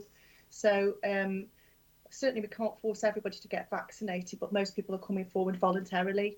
As I said, our children's rates are high, relatively high in the whole of the country and highest in the region. We're still vaccinating. So some of those lower vaccinated age bands, it's because it's not their time yet, if that makes sense. But if you look at the booster summary that I sent, people are coming back for their vaccinations as well. So 92% of people over 50 have had their second dose, and 91% have come back for the booster. So we are seeing people coming forward, but there is a cohort who will refuse, and certainly there's a very small minority who are actually being disruptive, and we're seeing that on our sites. Tracy, is there anything that you want to say about that? No, I mean, we are working with the sort of social media groups and everything else like that to ensure it's factual information, because I think that's the important thing. I mean, obviously people have elements of choice and that's not for me to comment on, but there is factual information that's out there, and that's what's being actually reported, and we have to be really careful. And I know nationally they work with the sort of major social media groups to make sure that the facts are what's portrayed out there. We're moving in now to things like where we can have drop-in questions and answers and sessions like that, so people can actually ask, you know, what is it? I'm concerned about this. This is what I've heard, but actually they can ask those questions and get an answer from a trusted clinician. But I don't know, Paddy, if you want to pick anything up on that. Yeah, I was going to say I'd like not to portray it as a war. I think the anti-vaxxers, the vociferous anti-vaxxers, are actually really quite a small group. The majority of people who haven't yet been vaccinated are just biding their time because they haven't, I guess, on a personal level, had a compelling argument to do so. The argument was compelling when you're elderly or you have underlying health problems. I mean, when we were doing the over 80s, for every 150 vaccines we gave, we saved one person's life. That's very different when you get down to 18. You know, you have to vaccinate tens of thousands of people to save one person's life. So the argument's different, and it's not quite as compelling. And actually, nationally, the messages have been mixed over the last few months. Omicron is not as severe as Delta is the national message, and it's quite difficult to persuade people in the face of that. I think we're seeing vaccination in all cohorts steadily and slowly rise. As Lynn said, we've done 12,000 first doses since January. Every week we see people in every cohort coming forward. Often several hundred people in the under 40s cohorts are coming home through every week, and I think we can see that for the whole of this year. So I think we'll see just slowly, steadily vaccine levels rising. The people you see on the news marching in the anti-vaxxers are tiny, and whilst we've seen a little bit of them, I think our main game is really that messaging and availability and convenience around the rest of the population yet to be vaccinated, and that will just continue. Thank you. Richard? I think we'd probably make one more point, I guess, which is the Local Outbreak Control Board is a board of district and borough councils and the county council plus the Director of Public Health. And if there was a local comms message you felt was missing, then I'd encourage every committee member to talk to their Local Outbreak Control Board member about what that looked like. And obviously that would then be discussed and taken forward, no doubt, into the monthly meeting that Tracy does, I think, with across all of district and borough and county colleagues. I've got one question, given that no one else wants to ask anything on this, which is, I think that there's probably about 45,000 members of staff within the health service and social care within Staffordshire. 2% of those would be 900 members of staff. Are we in a position within Staffordshire to lose 900 members of staff, and what is the potential impact on specific specialities? So I haven't got the staffing figures, latest figures with me, Chair. I think it's, so I currently believe it's around 98%. The process that that's being followed is that individual conversations are taking place with staff, and if staff refuse to be vaccinated, in alternative, not employment, but deployment to a non-patient facing area is not a possibility, and they don't meet the criteria for clinical exemption, it would be a disciplinary process and then dismissal. My expectation is that the vast majority of the remaining 2% will be vaccinated. There's no particular area across, provider across Staffordshire that has got any variation. They're all around that level, and certainly our uptake rates and our providers are very high compared to, say, some of the inner city areas. London in particular has got lower uptake rates, so I don't think it will cause a huge amount of disruption. However, it is a risk that we need to flag. Is there anything you want to say, Paddy? No, I think it'll mirror what the councils found with their own care home staff. Is that the closer we get to the wire, the more that the rates will go up, and hopefully the problem. Well, I'm just aware that there may be some debate in Parliament about it today, but the likelihood is this will just continue to get smaller, and it is probably for Staffordshire not going to be a significant risk. And just to numbers, it's the biggest volume, the biggest cohorts coming forward now is our health and care workers. So that's where we're seeing the volumes happening. So like Paddy said, hopefully by the 3rd of February, which is D-Day, if you like, the vast majority of staff is out. Thank you for those comments, very helpful. I appreciate that. Given where we are, thank you for the update today. Thank you equally for the work under extreme pressure and the continued work under extreme pressure. Appreciate that. And obviously, I hope you will note the offer of involvement of community leaders, both in terms of any geographical changes you have, but also any target wards that you have where you want to drive up vaccination levels or engage at least with individuals to try and have those conversations. Otherwise, thank you for your input today. Appreciate that as ever, and obviously thank you for the work that you're doing. Welcome to stay with us or to go as you want. Thank you, and thank you for your support, everyone. Fine. I think we're now on to item 5, assuming that or we're on to item 6 even. Item 6 even. I think we have Emily with us. That's good news. So, Emily, before I hand over to you, I believe that you had a very interesting 1st of January this year, and that you were a recipient of the British Empire Medal from Her Majesty the Queen in the Queen's New Year's honours, thanks to work that you did in terms of responding with a track and trace system to help identify those people who'd got COVID, and that not only was your system used across the whole of Staffordshire, but it was used by a number of other local authorities as well.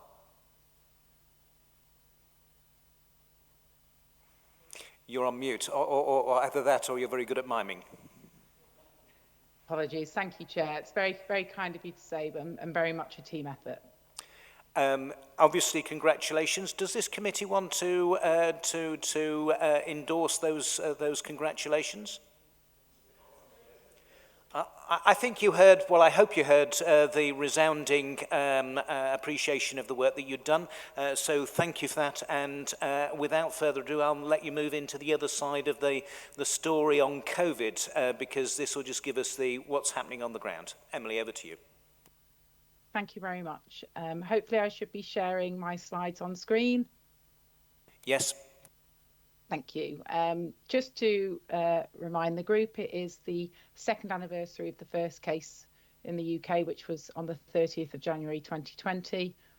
And to move into my slides, Staffordshire's overall rate is currently 977.5, which is below the West Midlands rate and just slightly higher than the England rate. The case rate at the moment does remain high, but it has plateaued. We're currently seeing quite a significant number of reinfections across the county. And also an important note is that the legal requirement for isolation of cases is due to end on the 24th of March 2022, although there is likely still to be testing and enhanced infection prevention control measures, especially in the care settings. Following on from our last update, LFD supply chains appear to now have been restored. Rates have reduced in all age groups. However, significantly, you should be able to see on screen that the rates have reduced more so in the age group of 5 to 10, which is demonstrated by the orange line in the slide. Hospitalisations seem to have peaked and they're now trending downwards across Stoke and Staffordshire's beds. And we continue to see a lower rate of deaths when comparing the death rates against all causes within the previous 4-year average. As discussed in the previous item, Staffordshire's vaccinations did continue through Christmas and the New Year period, and we are still seeing many of our residents coming forward. And that concludes my updates, Chair. Thank you, Emily. Let me just ask, and make one point and then ask a question. Could you just return to that last slide, please? And the first point I was just going to make was, obviously, when you talk about deaths, you mean with COVID on the death certificate, rather than deaths from COVID. The point I'm making is you could be run down by a bus, but if you'd had COVID in the 28 days previously, COVID would obviously would be on the death certificate rather than run down by a bus. That is correct. Yes, Thank you. That was just an important point for those statisticians amongst us.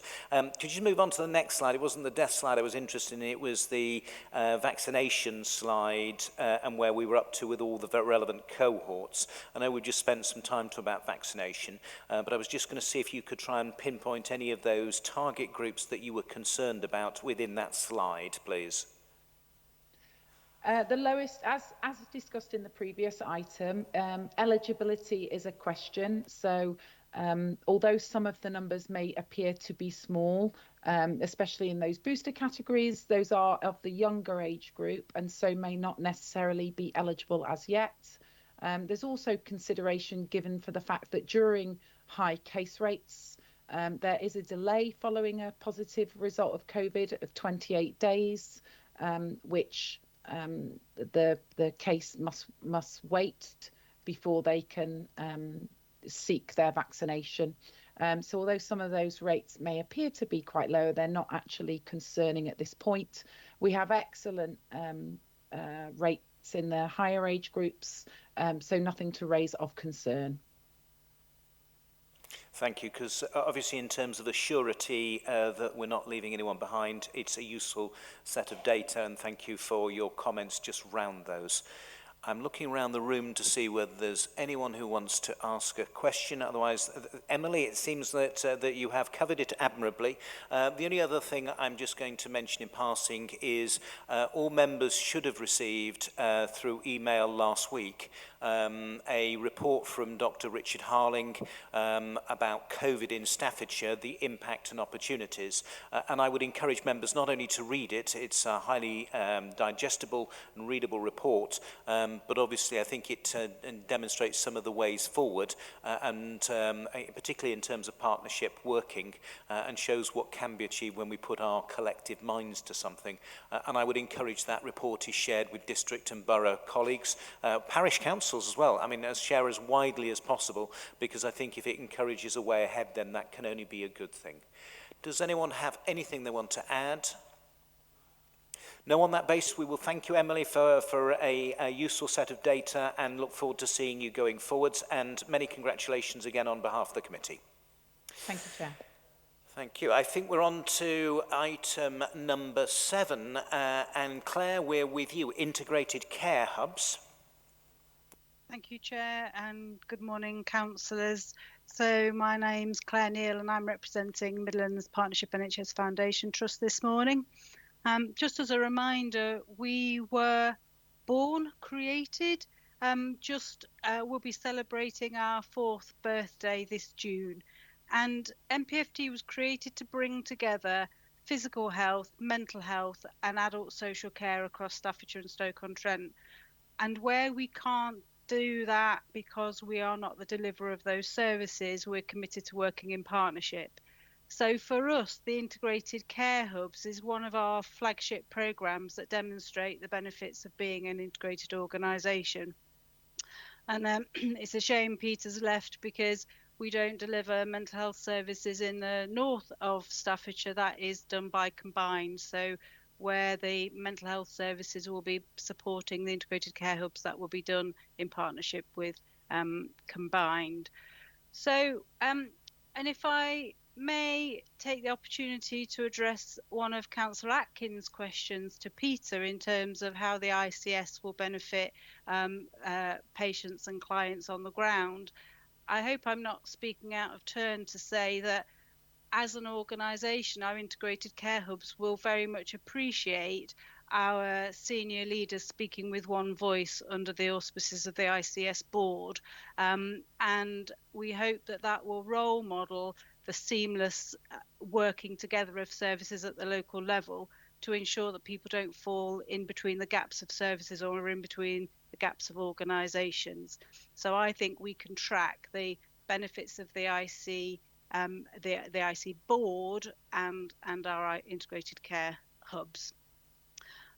So Chair, I've just got a few slides to help the conversation this morning.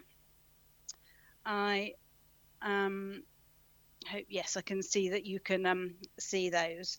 So we talk about the hubs, and it's very easy to get caught up within the concept of them being a building, but actually the building is purely a house for the services for both staff and for patients visiting.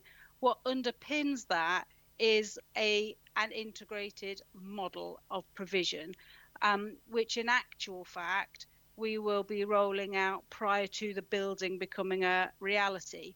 So the Living Well model is how we are organising community services across Staffordshire and Stoke-on-Trent.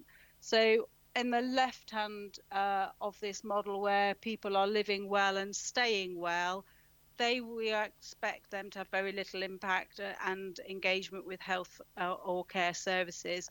But as somebody becomes unstable, starts to deteriorate and are there in the last days of their life, that's when the NHS care services, voluntary and community sector ought to be working together, coordinating seamless provision of services for individuals.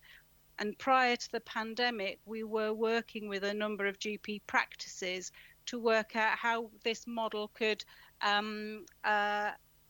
work between the GP and the community services interface. So was it possible to use these elements of the Living Well model to segment a GP practice population, so we could understand where people were deteriorating and actually proactively intervene in their care, wrap additional services around them to prevent them reaching the top of that pyramid and complex needs. So that's the model that's underpinning the hubs as an entity, and it's very much focused around health and well-being and keeping people actually safe and well in the first place, and potentially preventing illness and deterioration. And what is the conversation that you've just had around the vaccinations and COVID, actually COVID has brought to the fore the health inequalities that exist in our communities. So the Living Well model is also bringing that into reality. Our data quality around our protected characteristics, it needs to be improved and is being captured as part of the integrated care hubs work. So I mentioned previously that integrated care is not just about the building. We're trying to represent the various elements that will be needed to be in place to support the integrated care hub. This is presented as a sort of sequential journey, but that isn't necessarily how it's going to be in reality. So, for example, we talk about streamlining access and triage in this model. Councillor Atkins' point about the patient experience, what is it now and what is it going to be. Our community services have more than 20 access points, multiple different referral forms. So a GP would have to, if they were referring to our diabetes service, they would have to fill in a form. If it was to our maybe coronary heart disease service, they would have to complete another form. So what we're hoping to do through this model is have a single point of access and less referral forms. We are working towards an ambition of potentially one referral form for the GPs into our services, but we'll accept somewhere less than 20 in the meantime.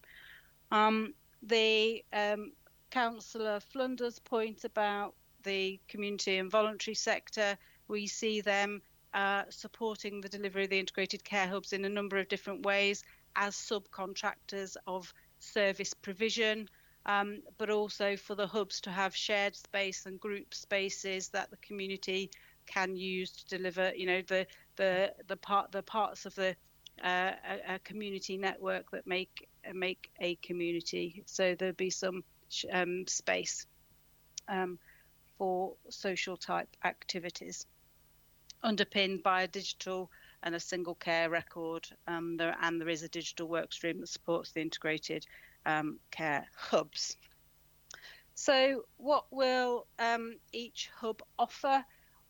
We are looking to pull into the hub the long-term condition teams that MPFT provides, primarily our community nursing services. It will also include mental health services provided by Combined, and there'll be, if not service provision, potentially staff bases for our Home First teams and therapies. And you can see there the list of very specific services: home oxygen, occupational therapy, physiotherapy, and our musculoskeletal services. We are looking to pull into the hub. Acknowledging that we've got 4 hubs in the city and North Staffordshire, and it's a huge geographical space. There will be a model of smaller clinics in what we're calling spokes. We are in the process of determining which services go into a spoke and how many spokes there might be. So one of the themes that came out of the initial consultation in relation to the moorlands was the relationship between Biddulph, Cheadle and Leek. So we're looking to work out what would the spokes look like, particularly in the moorlands, and what would be how the services are split between those. And we're doing that. I'll come through at the very end. I'm going to talk about our involvement groups, and I think there's a particular piece of work for the group that we will create around the Leek hub. There was a specific job of work to do to help us to establish the spokes, Cheadle and Biddulph, and how they interact with the hub themselves. So where we're starting, we're MPFT pretty much provides all of the out-of-hospital services. So we're not going to do all services at once. We're prioritising our long-term conditions, community nursing, wound care and MSK. And they will look to see how a multidisciplinary team could work together to reduce the number of times a patient has to tell the NHS their story, potentially reduce the number of visits into a hub, because rather than coming in for their physio appointment and then coming back the next day to have their leg dressed, actually they can be seen in one clinic by different professionals to prevent them coming backwards and forwards. We chose long-term conditions. These statistics relate to Staffordshire and Stoke-on-Trent and how the population is going to, how conditions will evolve over the coming years. So that was our rationale for focusing on long-term conditions in the first instance.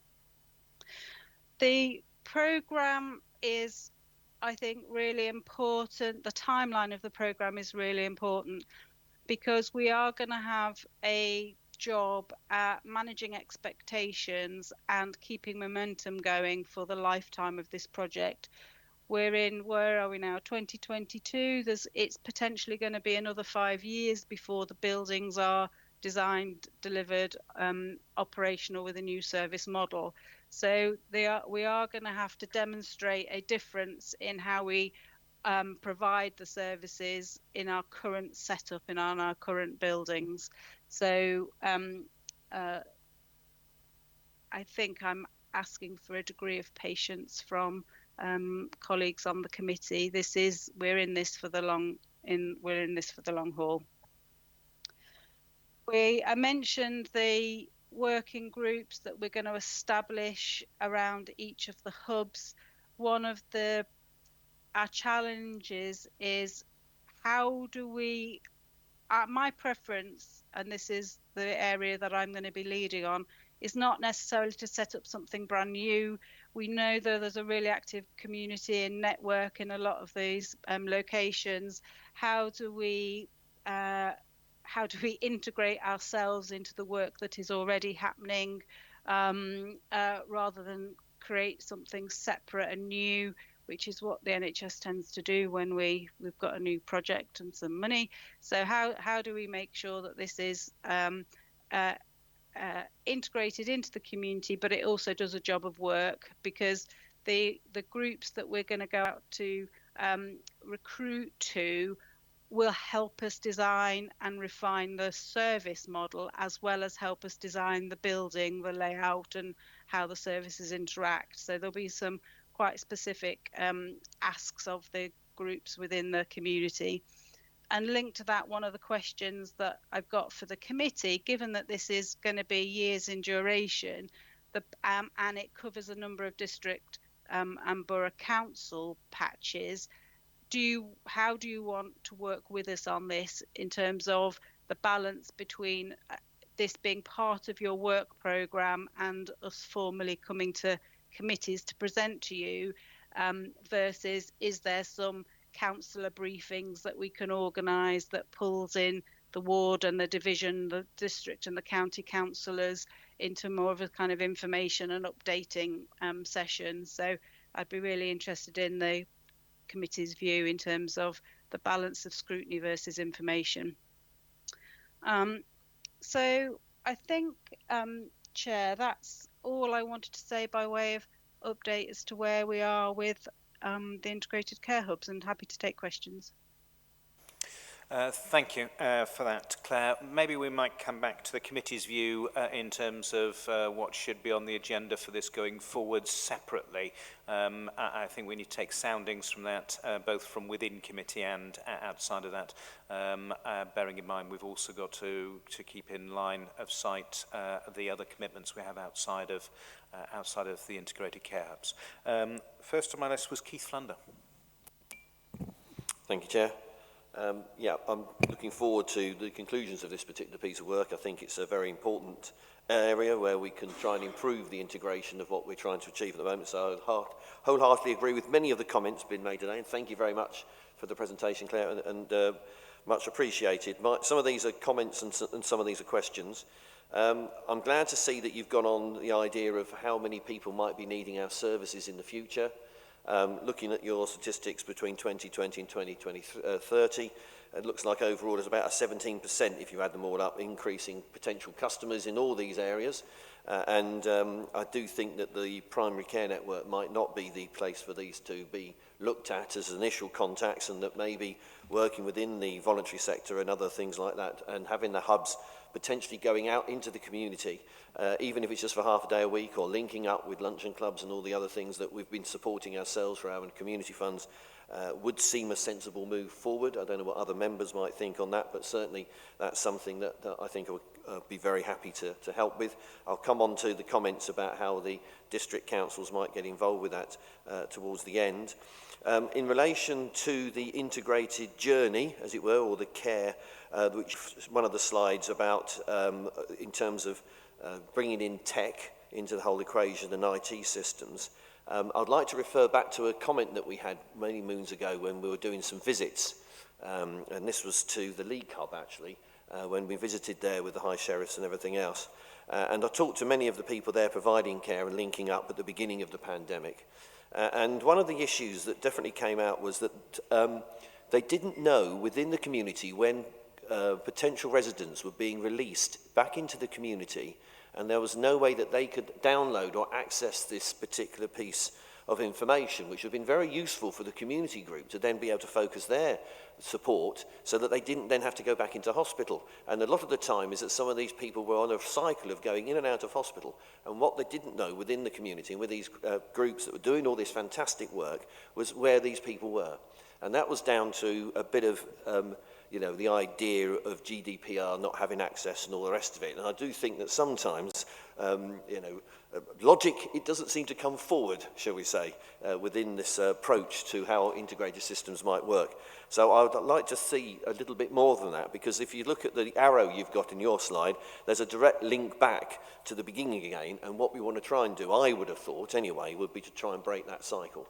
So that's something I think that we need to look at from an IT perspective. In terms of services, and I realise this is at the beginning of the whole process at the moment, and some of them should declare an interest in having diabetes myself, but never mind.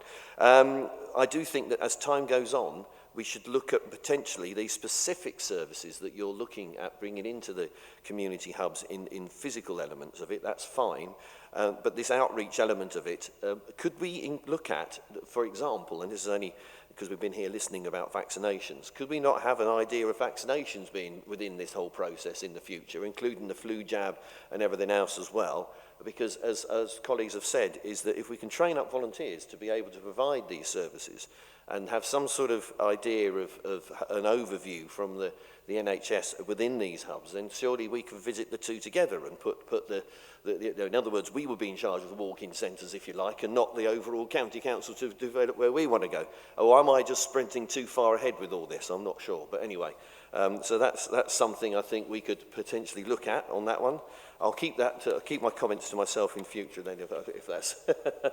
Thank you, Keith. I'm sure you'll get another bite of the cherry. I just want to make sure all members have. So it allows you to focus your question to be the first important question. No, I'm going to move on, and I'll give you another opportunity, but hopefully it'll force you in future just to focus the question. Claire, just do you want to pick up those bits, and then we'll go round committee and then come back to Keith.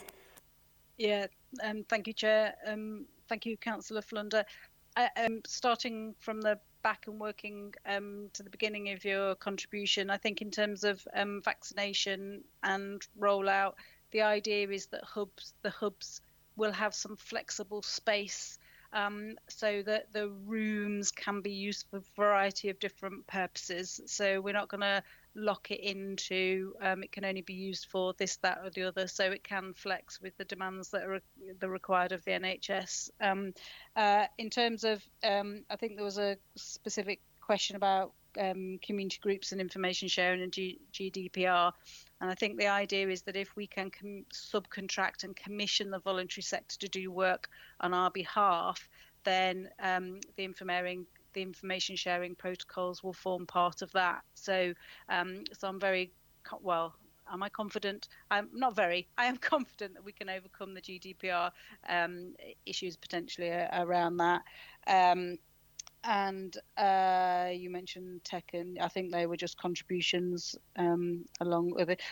Just the other thing to say is we do have a public health function within our organisation. One of our associate directors, Zafar Iqbal, he was the Director of Public Health for Stoke-on-Trent City Council for some time, so some of you may know him. He has a small team around him, and the public health team are very much linked into the integrated care hubs and helping us understand how the population is going to morph over time and what we might be able to do to help keep people well and in that the early part of the living well model. So public health will be part of the dynamic in the integrated care hubs. Claire, I think I also heard within Keith's comments a couple of other things. One was how do you ensure in the design going forwards you future-proof post-COVID? That's one point. And the second one was demonstration of need for the relevant services at a local level. I think that was the other point I heard in there. Lovely, thank you, Chair. I like to think we'll at some point we will get post-COVID, but it doesn't feel quite like that at the minute. So in terms of future-proofing, we will continue to offer the digital and virtual consultations as well as face-to-face consultations, and the building will allow that flexibility, and the service offer will allow that flexibility.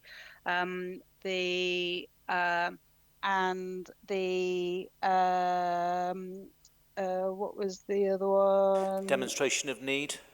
Oh yeah, we're through our public health colleagues. We are looking at what the latest fashion is in the NHS, the population health management. So we are looking at as demonstrated by the long-term conditions data and how the projections are going to be looking forward, we are looking at what we might need to do in terms of stretch some of the services to accommodate greater numbers and where we might be able to potentially shrink some of the service provision because it's not going to be a need going forward.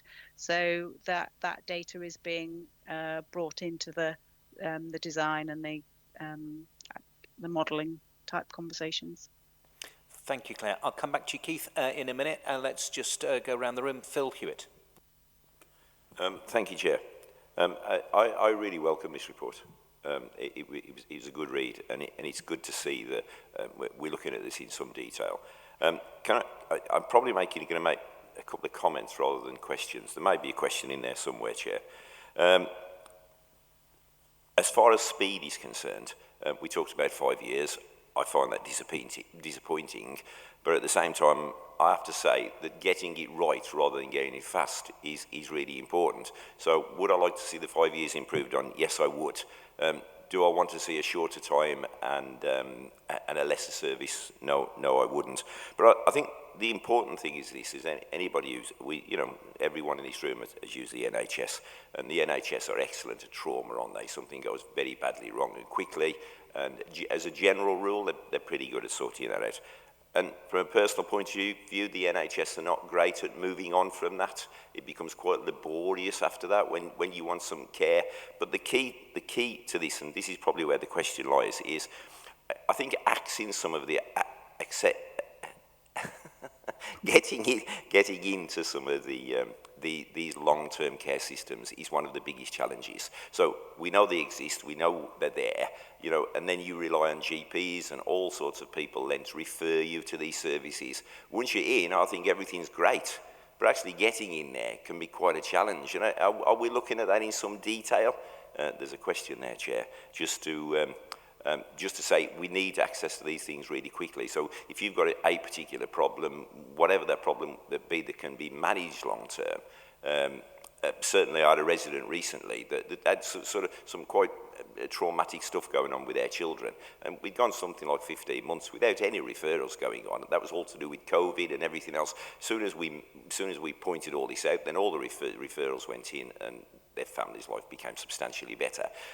But for me, that's probably the question that I'll get at, the access to these services. So as fast as you can, please, but get it right, but really the access to these services. Thank you, Chairman. Thank you, Councillor Hewitt. So on the timescales, there's two things to bear in mind. There's what we can do prior to the building being ready and the building being ready. So the longest timescale on that slide was for the building to be operational. There will be improvements that add to a person's experience of community services prior to the building being ready.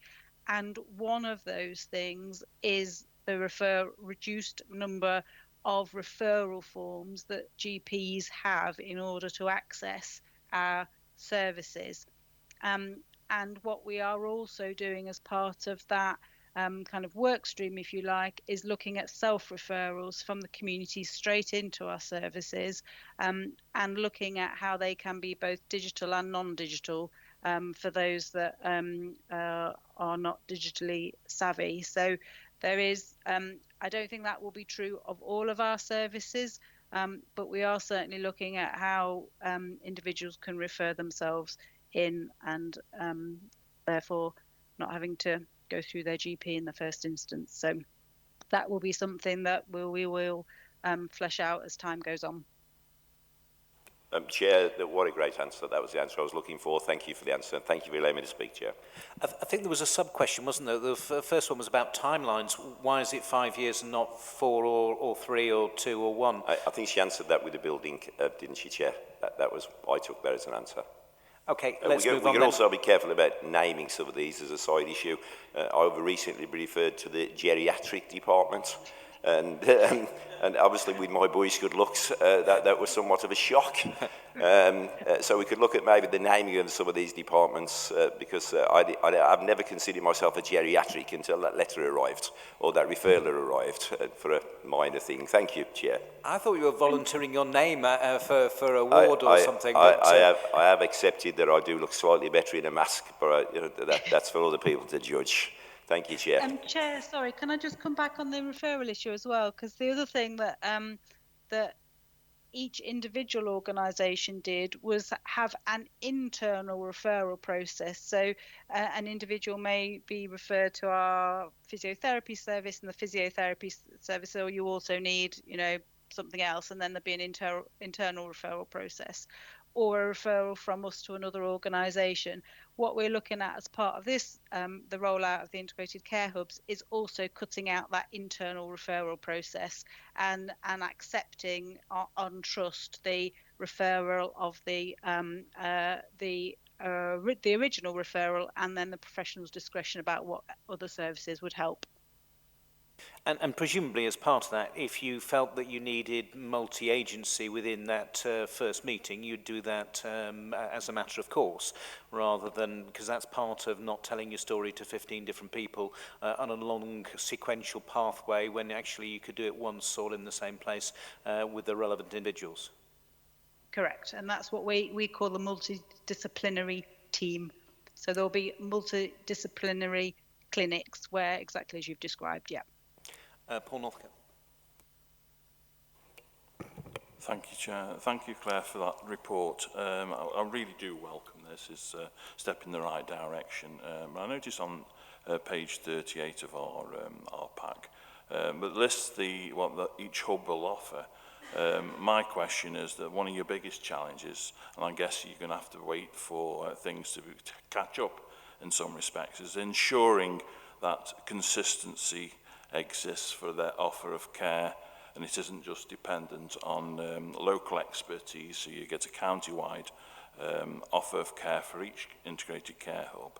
And I just hope that that this takes priority, that we get that consistency, because it's very much doing a dip sampling approach to some GPs.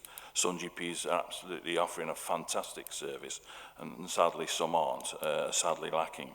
I just hope in the scheme of things that we don't get too wrapped up in GDPR, and that the patient experience that shouldn't have to sit with a new service or new referrer, having to go through a patient's history again and again.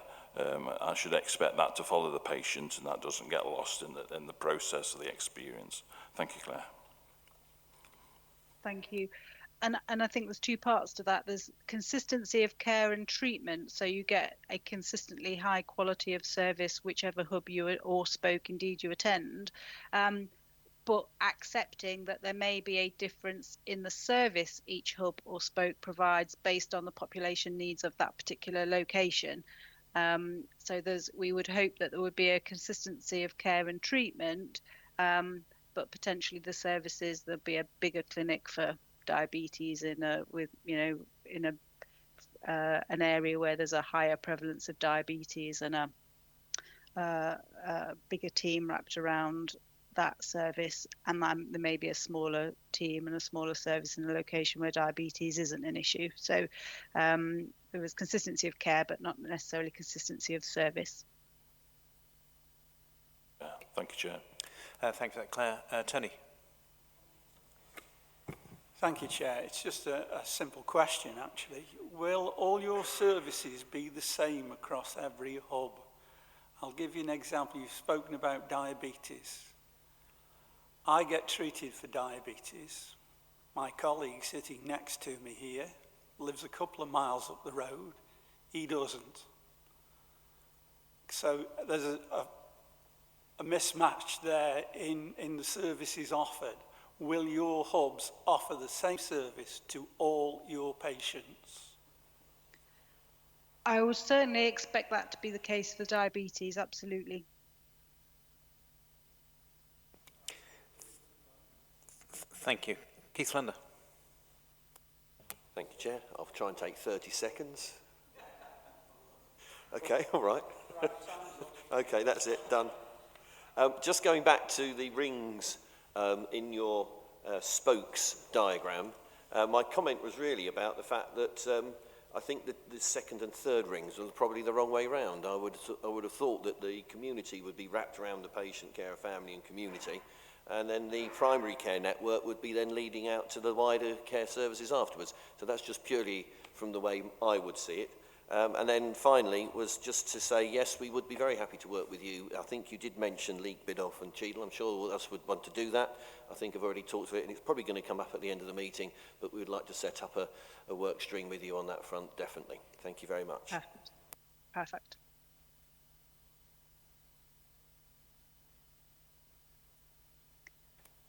Over to you, Claire. I can't tell you how many times we've tried to visually represent what this as a model. So if you could accept it as an evolving piece, please do.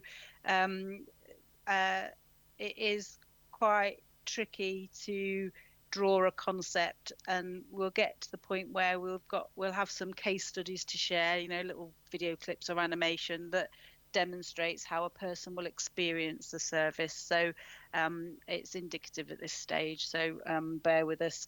And yes, in terms of Leek, Biddulph and Cheadle, as we said, there's a job of work to be done to understand the interaction between those three sort of localities. It's easy for NHS staff to sit on a computer and look at travel times and maps. Somebody in the local community will be able to tell us if the 14A to Cheadle runs on time, and how would you, how do people actually live their lives in terms of travel? Do they go into the city centre? How does the Hayward fit into it? So we're starting to gather the activity data for each of the GP practices that are in those sort of areas, and where are they currently going for their services. And then I'd like to get that into a state that is interrogable, so you can interrogate it and help us work then through how that flow works. So bus routes is the most help that we need with. Keith. Perhaps we can invite Claire or someone to come to the bus inquiry day that we're doing on the Prosperous Committee that might well link into some of this. It might be quite useful. Secondly, and I look forward to the three-dimensional diagram that you're obviously working on at the moment, and I'd like to see it at multiple layers and everything else, and see it at three-dimensional representation as soon as you can. I'm just being a bit sarky there. Thank you. And we do need, all joking aside about the bus routes, we do need some intelligence about future thinking in terms of any changes that might be happening to bus routes, so that we do that. Going back to that point about future proofing the hubs, we don't want to send a whole load of appointment letters to a cohort of patients that can't get there. I'm reminded when we talk about models that simplicity is closer to godliness, so I'll just leave that comment where it sits. I've got a couple of questions, if I may, because I'm not seeing any further indications from this side, Claire. First of all, I note that the consultation that this work is based on dates back to December 18 and March 19. That's nearly, well, it's more than 3 years ago. And we're talking about something that is going to take 5 years to deliver. How can we be assured that the consultation is valid and that the world hasn't moved on by the time the door opens, first of all? Second of all, I note that this relates to Leek, Bradwell, Haywood and Longton, which I think are all to the north. And when we talk about ICS and an integrated system for Staffordshire, it does feel like this is a partial discussion, and MPFT, after all, covers the whole of, well, actually all the areas outside of the ones you just referenced. So I'm somewhat surprised, and I'd be interested in terms of the model that you're thinking of for the county and for our residents, because it's important that all residents have their needs met. I think that point was made earlier. And if I could, just off the back of that, we talked about the voluntary sector. And I'm always minded that sometimes some organisations, and clearly not the health service, obviously, but some organisations see the voluntary sector as free resource. And the reality is so far removed from that. If we're going to ask them to do more, there needs to be a funding stream that goes with that, not necessarily a fully costed, sort of gold-plated, whatever it is, but there does need to be a funding stream to support voluntary-based and community-based activity. And off the back of that, who is going to monitor quality and safety from within the voluntary sector delivery? Because we need to make sure that whatever happens, it is safe for our residents. Thank you. Thank you, Chair. So in answer to your first question, in actual fact, the world has already moved on. When Marcus and Tracy and colleagues delivered the consultation that we are essentially implementing the outcome of, no one ever imagined an international pandemic on the scale that we've just experienced. And that pandemic, as I said before, we're not really out of the woods yet. And already it has created additional demands on community services, while we've generated backlog from those services that were stood down to help us respond. And for our mental health services, much more significant demand and higher acuity of people coming forward. We are, in our mental health services now, hospitalising people that we didn't know about previously. They haven't come up through the community services, if you like. So the world has moved on. What we are doing in terms of how do we then take that into the development of the integrated care hubs, we are working with public health on the modelling and understanding where, using the data that we've shared in the presentation, how is it going to go, how will activity go forward into the future?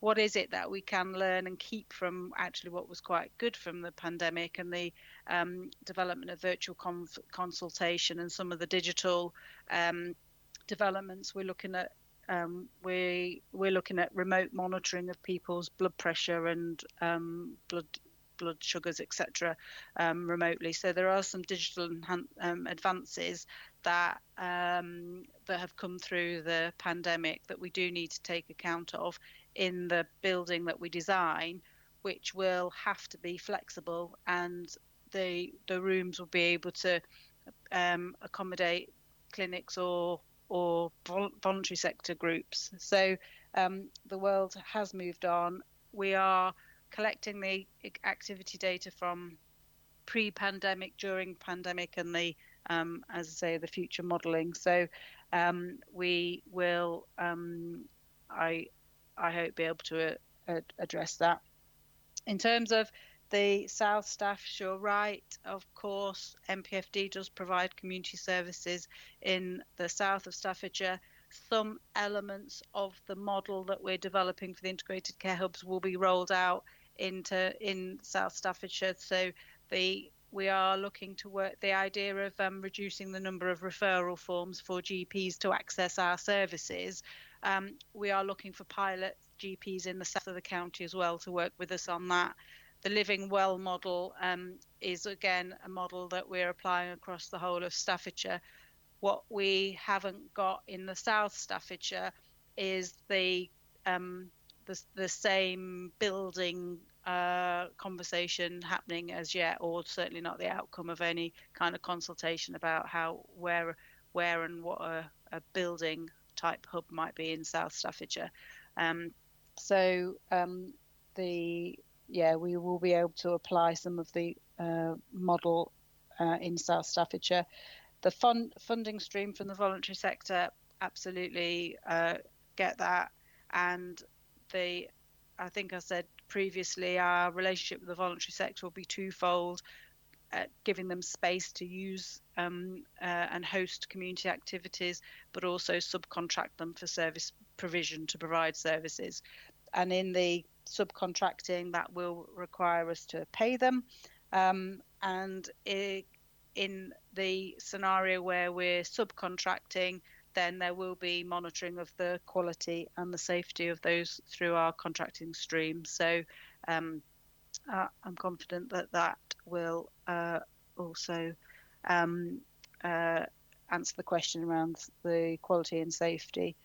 And interestingly, the voluntary sector and the NHS, in terms of perceived that both are free, that is something that we share in common.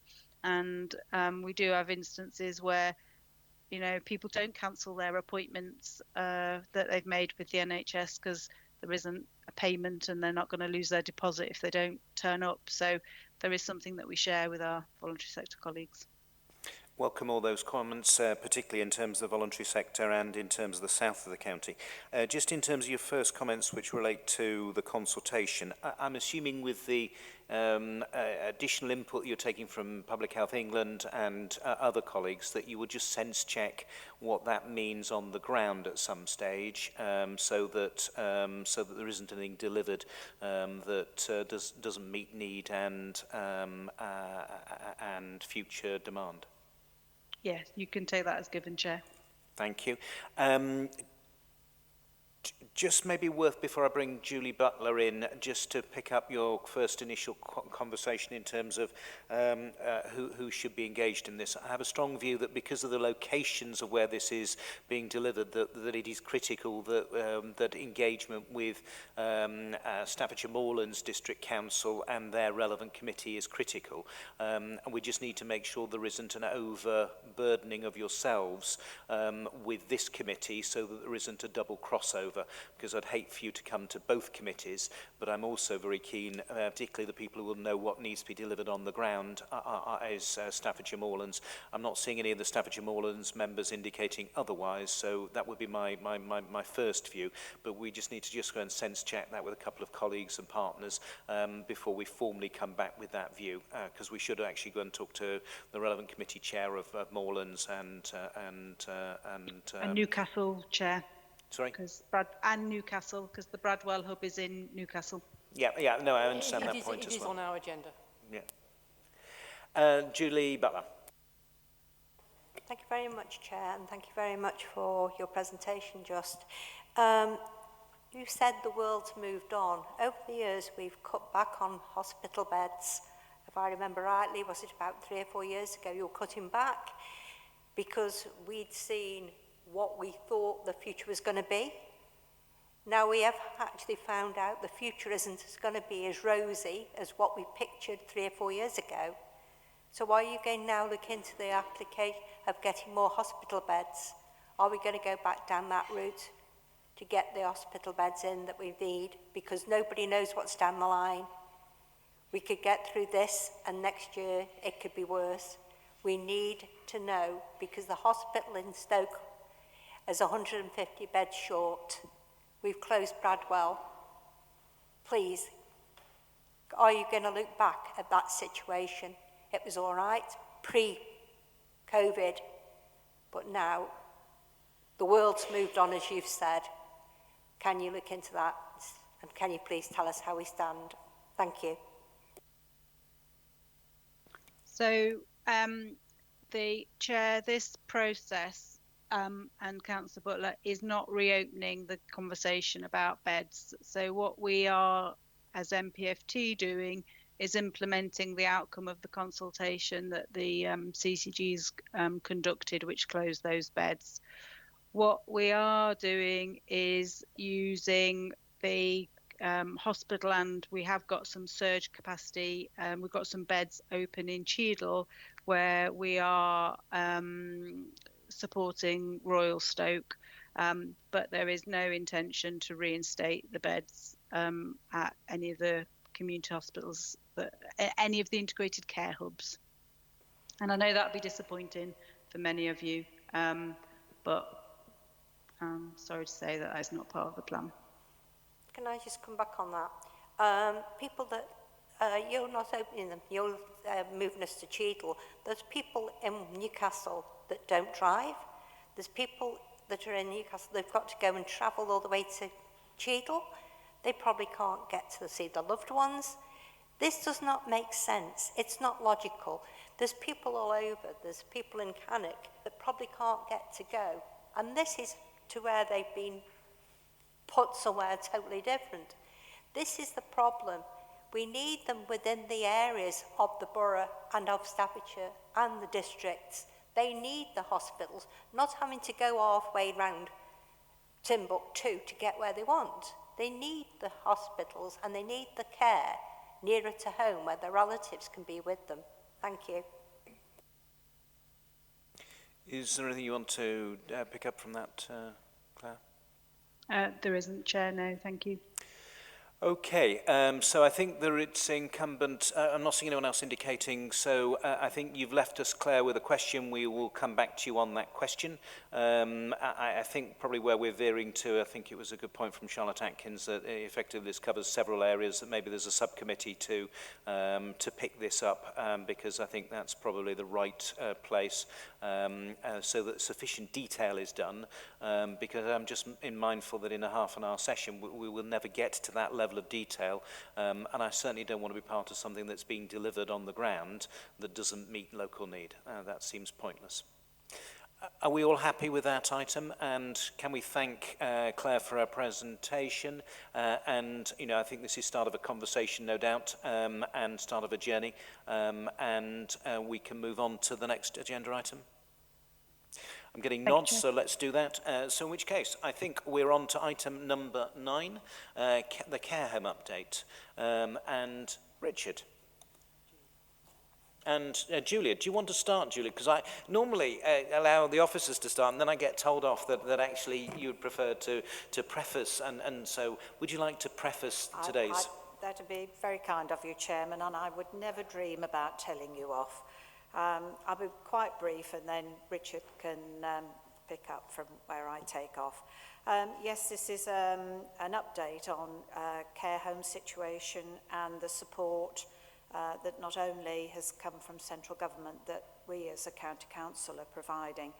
As we know, the last 2 years have been very challenging for care homes indeed, not least because of the infection control procedures that they've had to put in place, the impact that has had on their residents and the carers of those residents, and I don't think anybody underestimates how difficult that has been, but also the resultant staff absences, and underlying that is the ongoing recruitment and retention issues.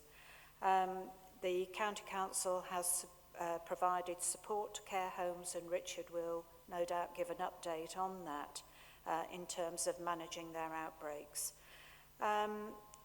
As well as those situations, over the last 2 years, particularly at the beginning of the pandemic, the occupancy rates in care homes dropped significantly, which obviously brought about the challenges financially for them.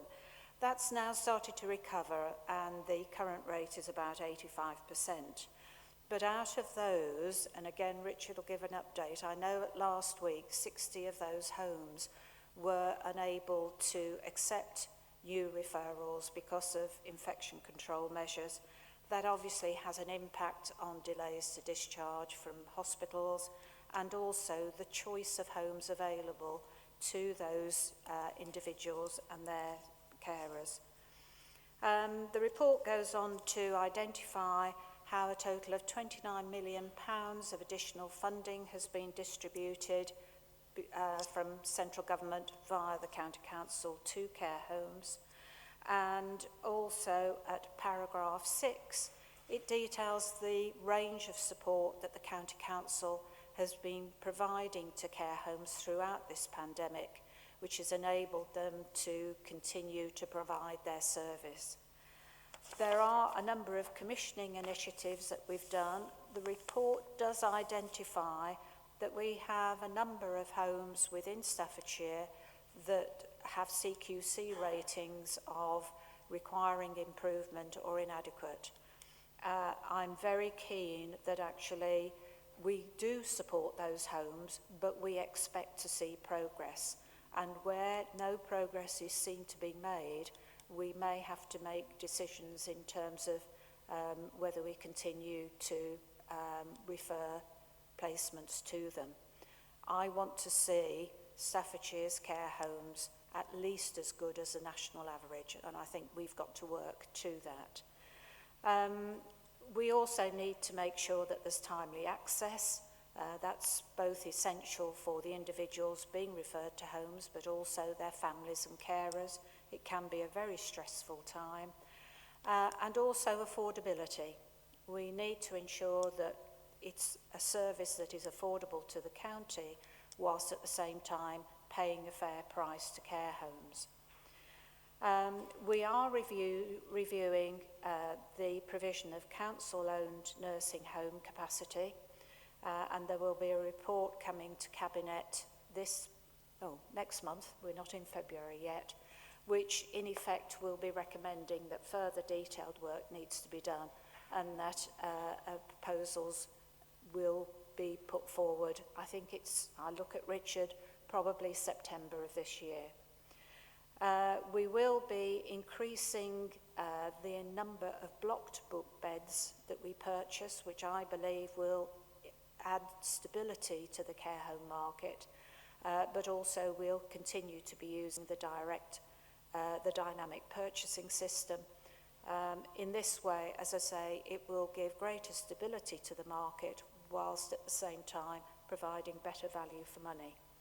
Finally, but by no means least, we are assisting the industry, as it were, to introduce more technology. They need to ensure that they use their staff in the most efficient way and improve the standard of care, and the report does give a number of initiatives. There's the obvious of having IT, information record keeping initiatives, but there are initiatives here in terms of improving therapy activities and monitoring of residents. I'll hand over to Richard now. Thank you. Thank you, Chair. I mean, that was a very comprehensive introduction. I don't think I need to say too much more before we move into questions. I think I would like to put on record my thanks to all care homes and their staff for the extraordinary efforts they've made to look after some of our most vulnerable residents over the course of the pandemic. I think overall they've done a fantastic job. It's been a huge challenge. We've done our best to provide support to the sector. And I think as we hopefully reach the end of the pandemic, some of the commissioning initiatives that Councillor Jessler's outlined will help us to ensure the sustainability of care homes into the future. Thank you. Thank you, Julia. Thank you, Richard. No doubt we would also want to echo the words you said in terms of care home staff and their work over the last couple of years. So let me start with Charlotte Atkins. Thank you, Chair. It looks like Staffordshire's placements are about a third of the care home beds within the county of Staffordshire, if they're evenly distributed between those outside the county and those inside. So what I wanted to know really is what proportion of those are in care homes which are inadequate or requiring improvement?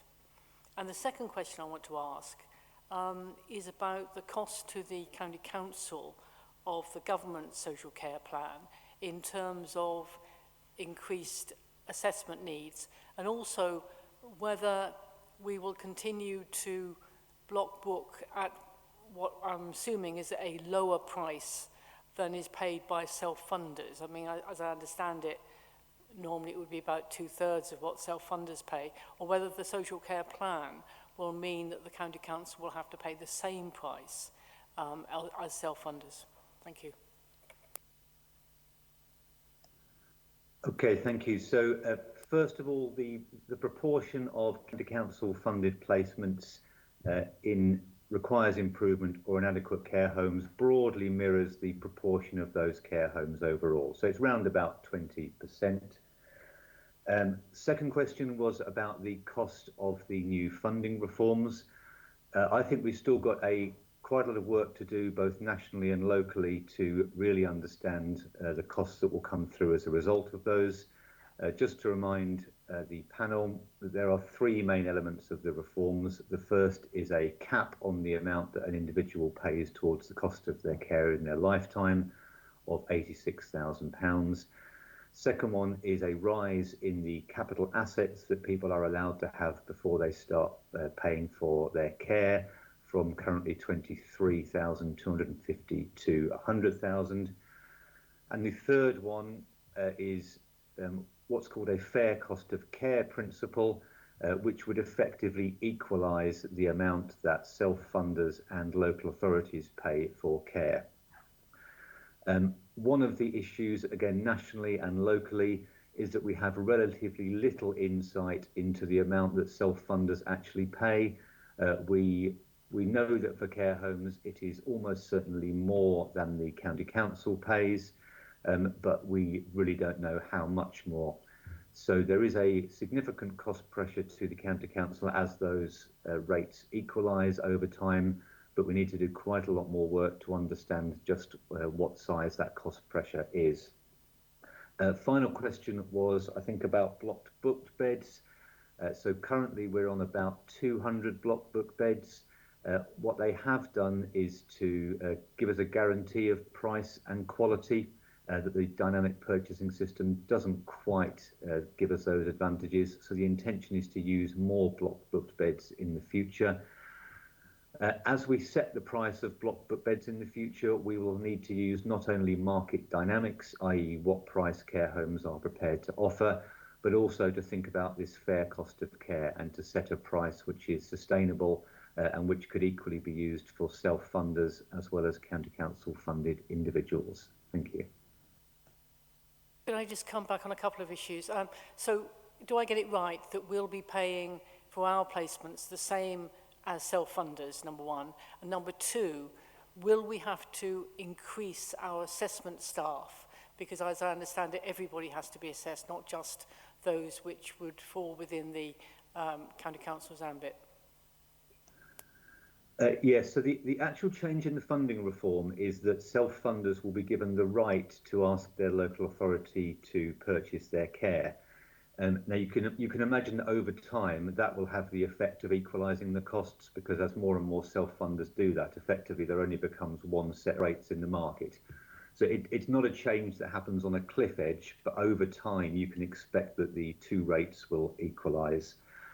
Again, in terms of assessments, it is the other two funding reforms, that is the care cap and the change in capital threshold, that are likely to lead to a quite significant demand for assessments. That's both Care Act assessments and financial assessments, and we will need additional social workers and financial assessment offers to cope with that demand.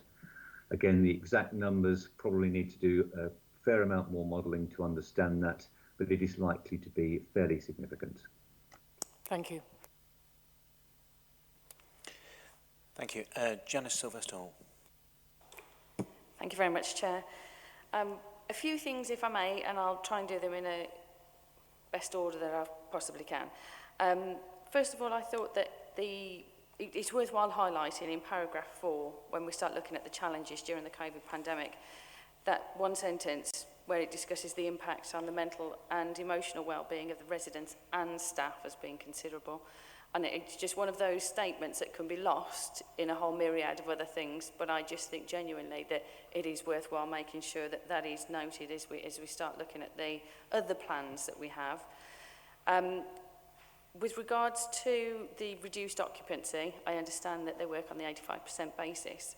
And I think it might be worthwhile just offering a little bit more of an explanation as to the decrease that came about. I don't want to assume that it was because these people are no longer with us necessarily, but the rationale, is it likely that there might be a greater influx on that basis? So that's the reason behind asking that question. And then lastly is a little bit more detail as well on the explanation of out of county. I noticed that some of those figures can be nearly or over 50% where there are additional needs, whether it's physical learning or mental health issues, where they're placed out of county.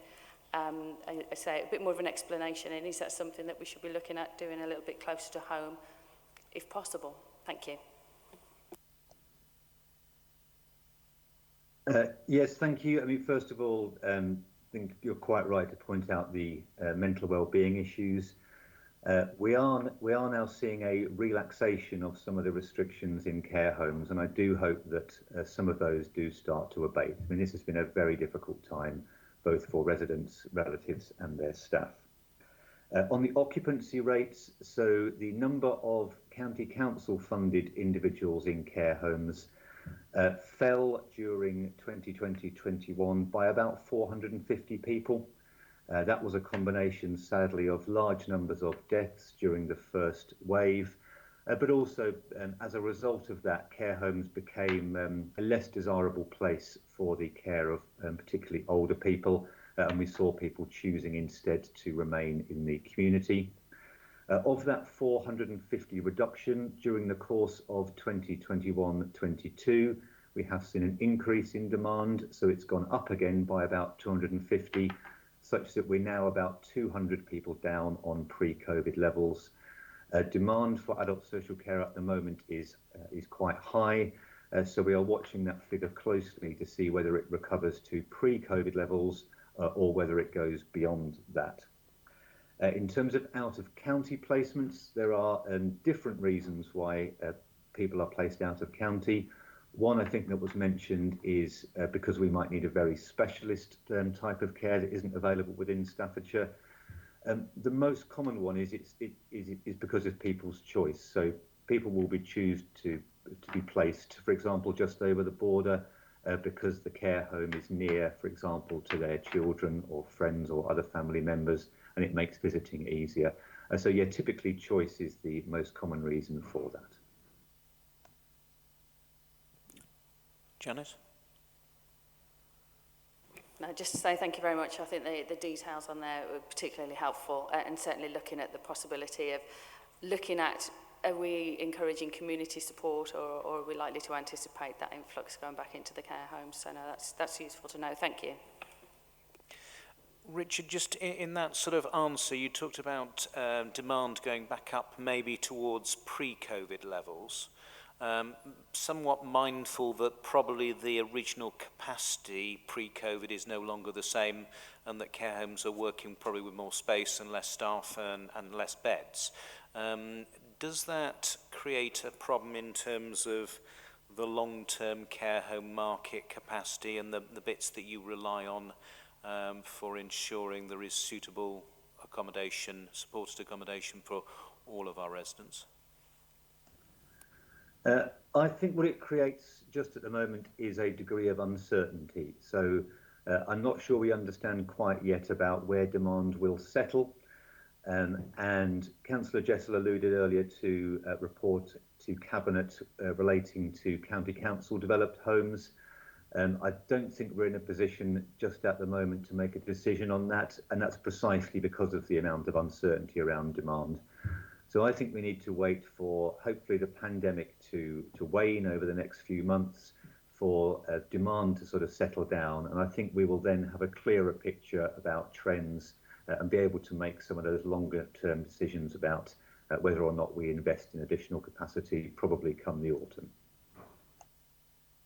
Thank you, Richard. Note your answer. That's really helpful. One for us to keep on the radar going forwards, and no doubt the Cabinet report will be give a lot more clarity for us on that. Thank you. Just one other question in terms of procurement and commissioning. Clearly the NHS commissioned a number of beds, we commissioned a number of beds. You wrote a very eloquent report looking back at COVID, which I received a copy of, and it certainly has adorned my bedtime table for reading, and very enjoyable it has been. But you talk about one of the things that we learned from that about closer working together. It strikes me that maybe there is an opportunity for leveraging some joint purchasing, and that may also make it easier for partners, possibly? Yes, I think you're right. So we already do quite a lot of good work with the NHS in terms of our quality improvement and quality assurance. We have joint teams that monitor and support quality improvement in care homes within the county.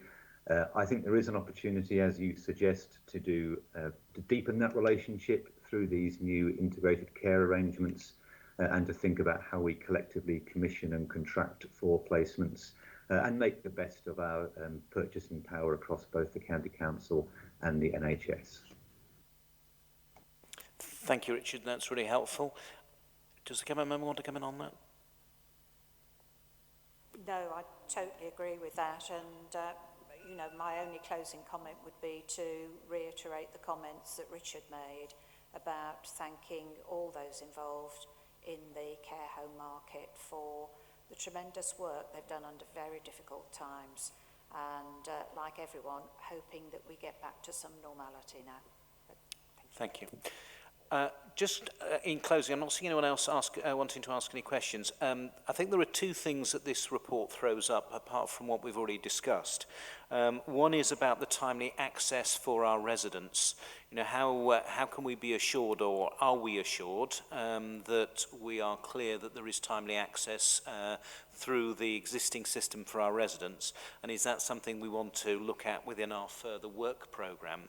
And second of all, we talk about an ambition over the next 3 to 5 years to get all care homes to the national average in terms of the CQC quality.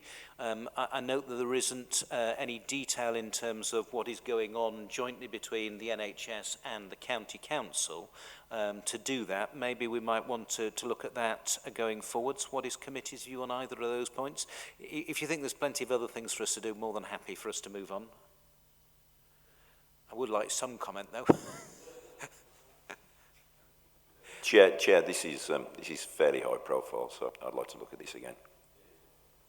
Yeah, there's a level of national high profile on this, and you like to think that Staffordshire is on top of it. So I don't think we're in a great rush to look at it, but I wouldn't like it taken off the work programme.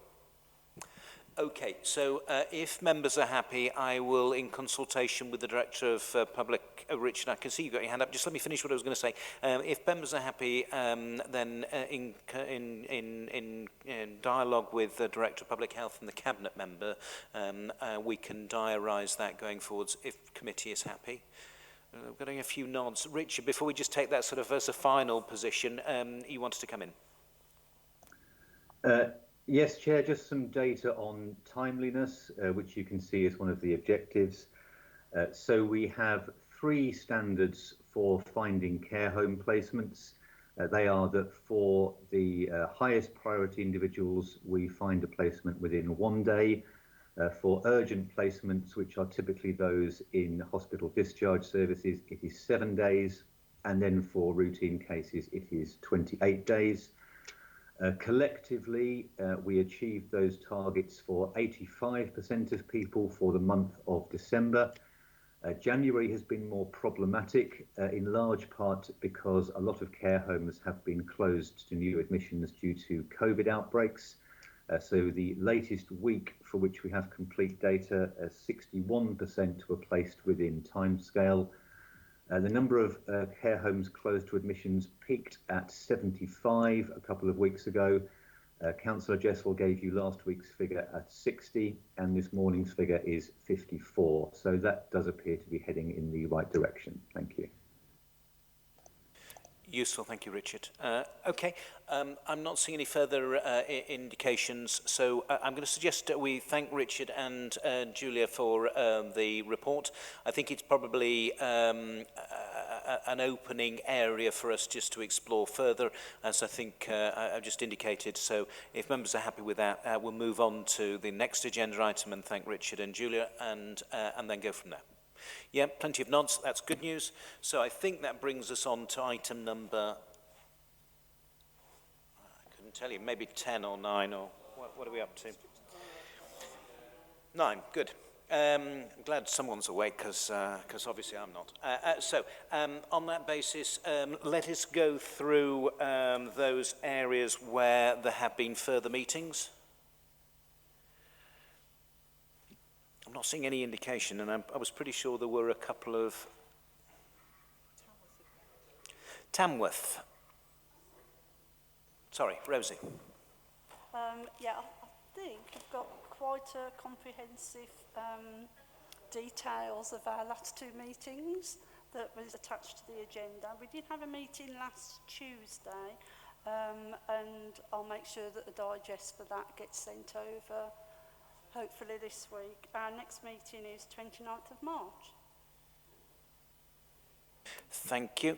Is there anything from East Staffs on the 15th of December? 15th of December, blimey, that's ages ago. We had a meeting last week actually, and they're beginning to do their GP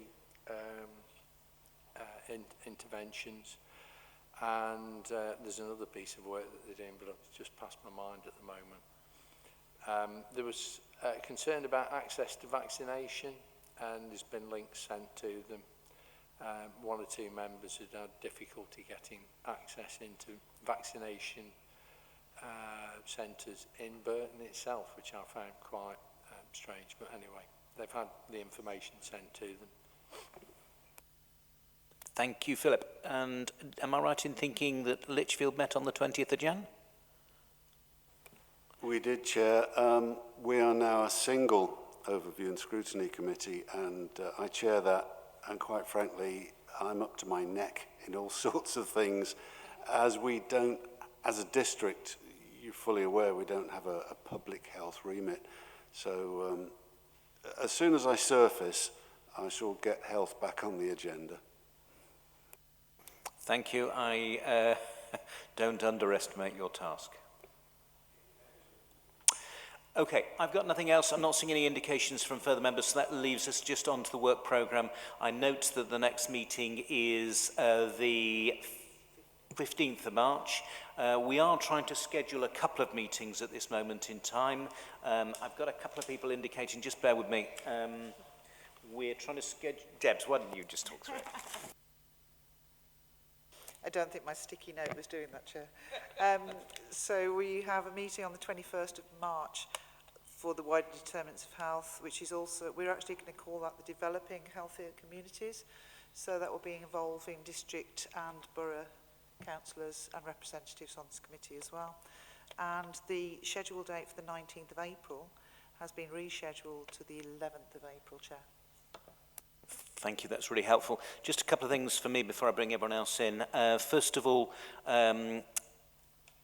Staffordshire has been working with MPFT to, Staffordshire County Council has been working with MPFT to sign up to a joint mental health covenant.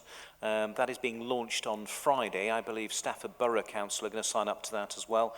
What I'd like to do is to circulate that to district and borough colleagues. And if you could take that to your relevant cabinet member and see whether your cabinet member wants to sign up to the same covenant. I have an aspiration which is if we actually had a Staffordshire-wide covenant that all partners are bought into, you know, there is a very good tangible demonstration of the value that this committee brings to the residents of Staffordshire. So I'll circulate that after Friday's launch. Please don't take any view that, that Stafford Borough was involved in terms of trying to do something on its own. It was more that it was a pilot area, and I would like to see if we can achieve a unified Staffordshire view, because I think it makes for better voice. And second of all, it was referenced earlier, there is a consultation on the from the Health and Wellbeing Board, which is talking about its future priorities.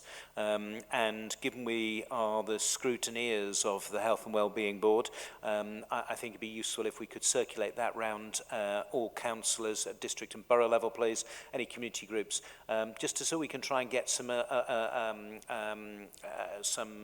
commonality in terms of what the Health and Wellbeing Board priorities should be. So fine if people don't agree with them, absolutely fine, but then put something else forward in terms of what your priority would be, and why that would be the case, and then at least we can have a sensible debate and try and align stuff to that. Is it on this one? Because I'm just mindful that Julie had indicated a minute ago. Is it on this? Okay, Julie. It's just a little minor alteration to the minutes of this meeting. You've got me down for the 29th of November. It was the 27th of November. I remember because I was on my way down to Southampton and I couldn't attend the meeting. So it's just, you've got the 29th. Can I just bring in Debs on this one? I will make sure those, we'll have a discussion following the meeting and we'll make sure that that's amended. Thank you. Keith. Mine was back to the Health and Wellbeing Board and the way that you want us to maybe get involved with that. And obviously, if we're going to do this integrated care hub working group, we could bring that into that equation and look at the way that that might help us in future, sort of divide how we can try and monitor what services are being provided through that future plan, as we've been looking at earlier in the meeting. In terms of what we're looking at, I know we've gone past it to some extent, but again, with mental health and the ambulance service and many other things, we are looking at those. Our meeting in the Moorlands was postponed, and we're now having a meeting next February the 9th is our next meeting for the Health Committee at the Moorlands. So we'll be bringing these things together, and I could do with having a chat with you afterwards about the working group and everything else on that front. I think that's about it really on that in those areas. As I say, I think it's interesting to know about the integrated care hub and how that piece of work you might want to help us sort of devise a way forward on that front. That would be good. Thank you. Yeah, I think you probably picked, last point first, I think you picked up my view, which is probably just need a wider conversation of the relevant members, and so that we can make it as light touch at this level as possible, but equally as detailed orientated in a different level, which incorporates all relevant partners, because that isn't our role to dictate anything down at local level. Just in terms of the Health and Wellbeing Board, obviously we're a statutory, and that's a statutory setup, so we just need to be very careful if we're going to try and do anything different than scrutinise the work that they're delivering. And given they're trying to take a different direction at this moment, I think we should allow them to do that direction. Just one other quick thing. I did do a school visit with Jonathan Price in relation to mental health and the new SEND strategy and everything else, which is partly coming through here, but is something that's very loosely related to here. But nonetheless, I do think with regard to mental health and wellbeing, I think that's something that we do need to be made aware of, and whether it's just a short report back or something, I don't know. But certainly that I was quite impressed with what was going on at some of the schools that we visited. Thank you. And I couldn't talk about the detail, but I do know that the Vice Chair, who might just want to say a few words, is doing some work with mental health in schools, particularly with the Head Teachers Forum. Do you want to... And that will come back as a subgroup, a working group. How did you phrase it?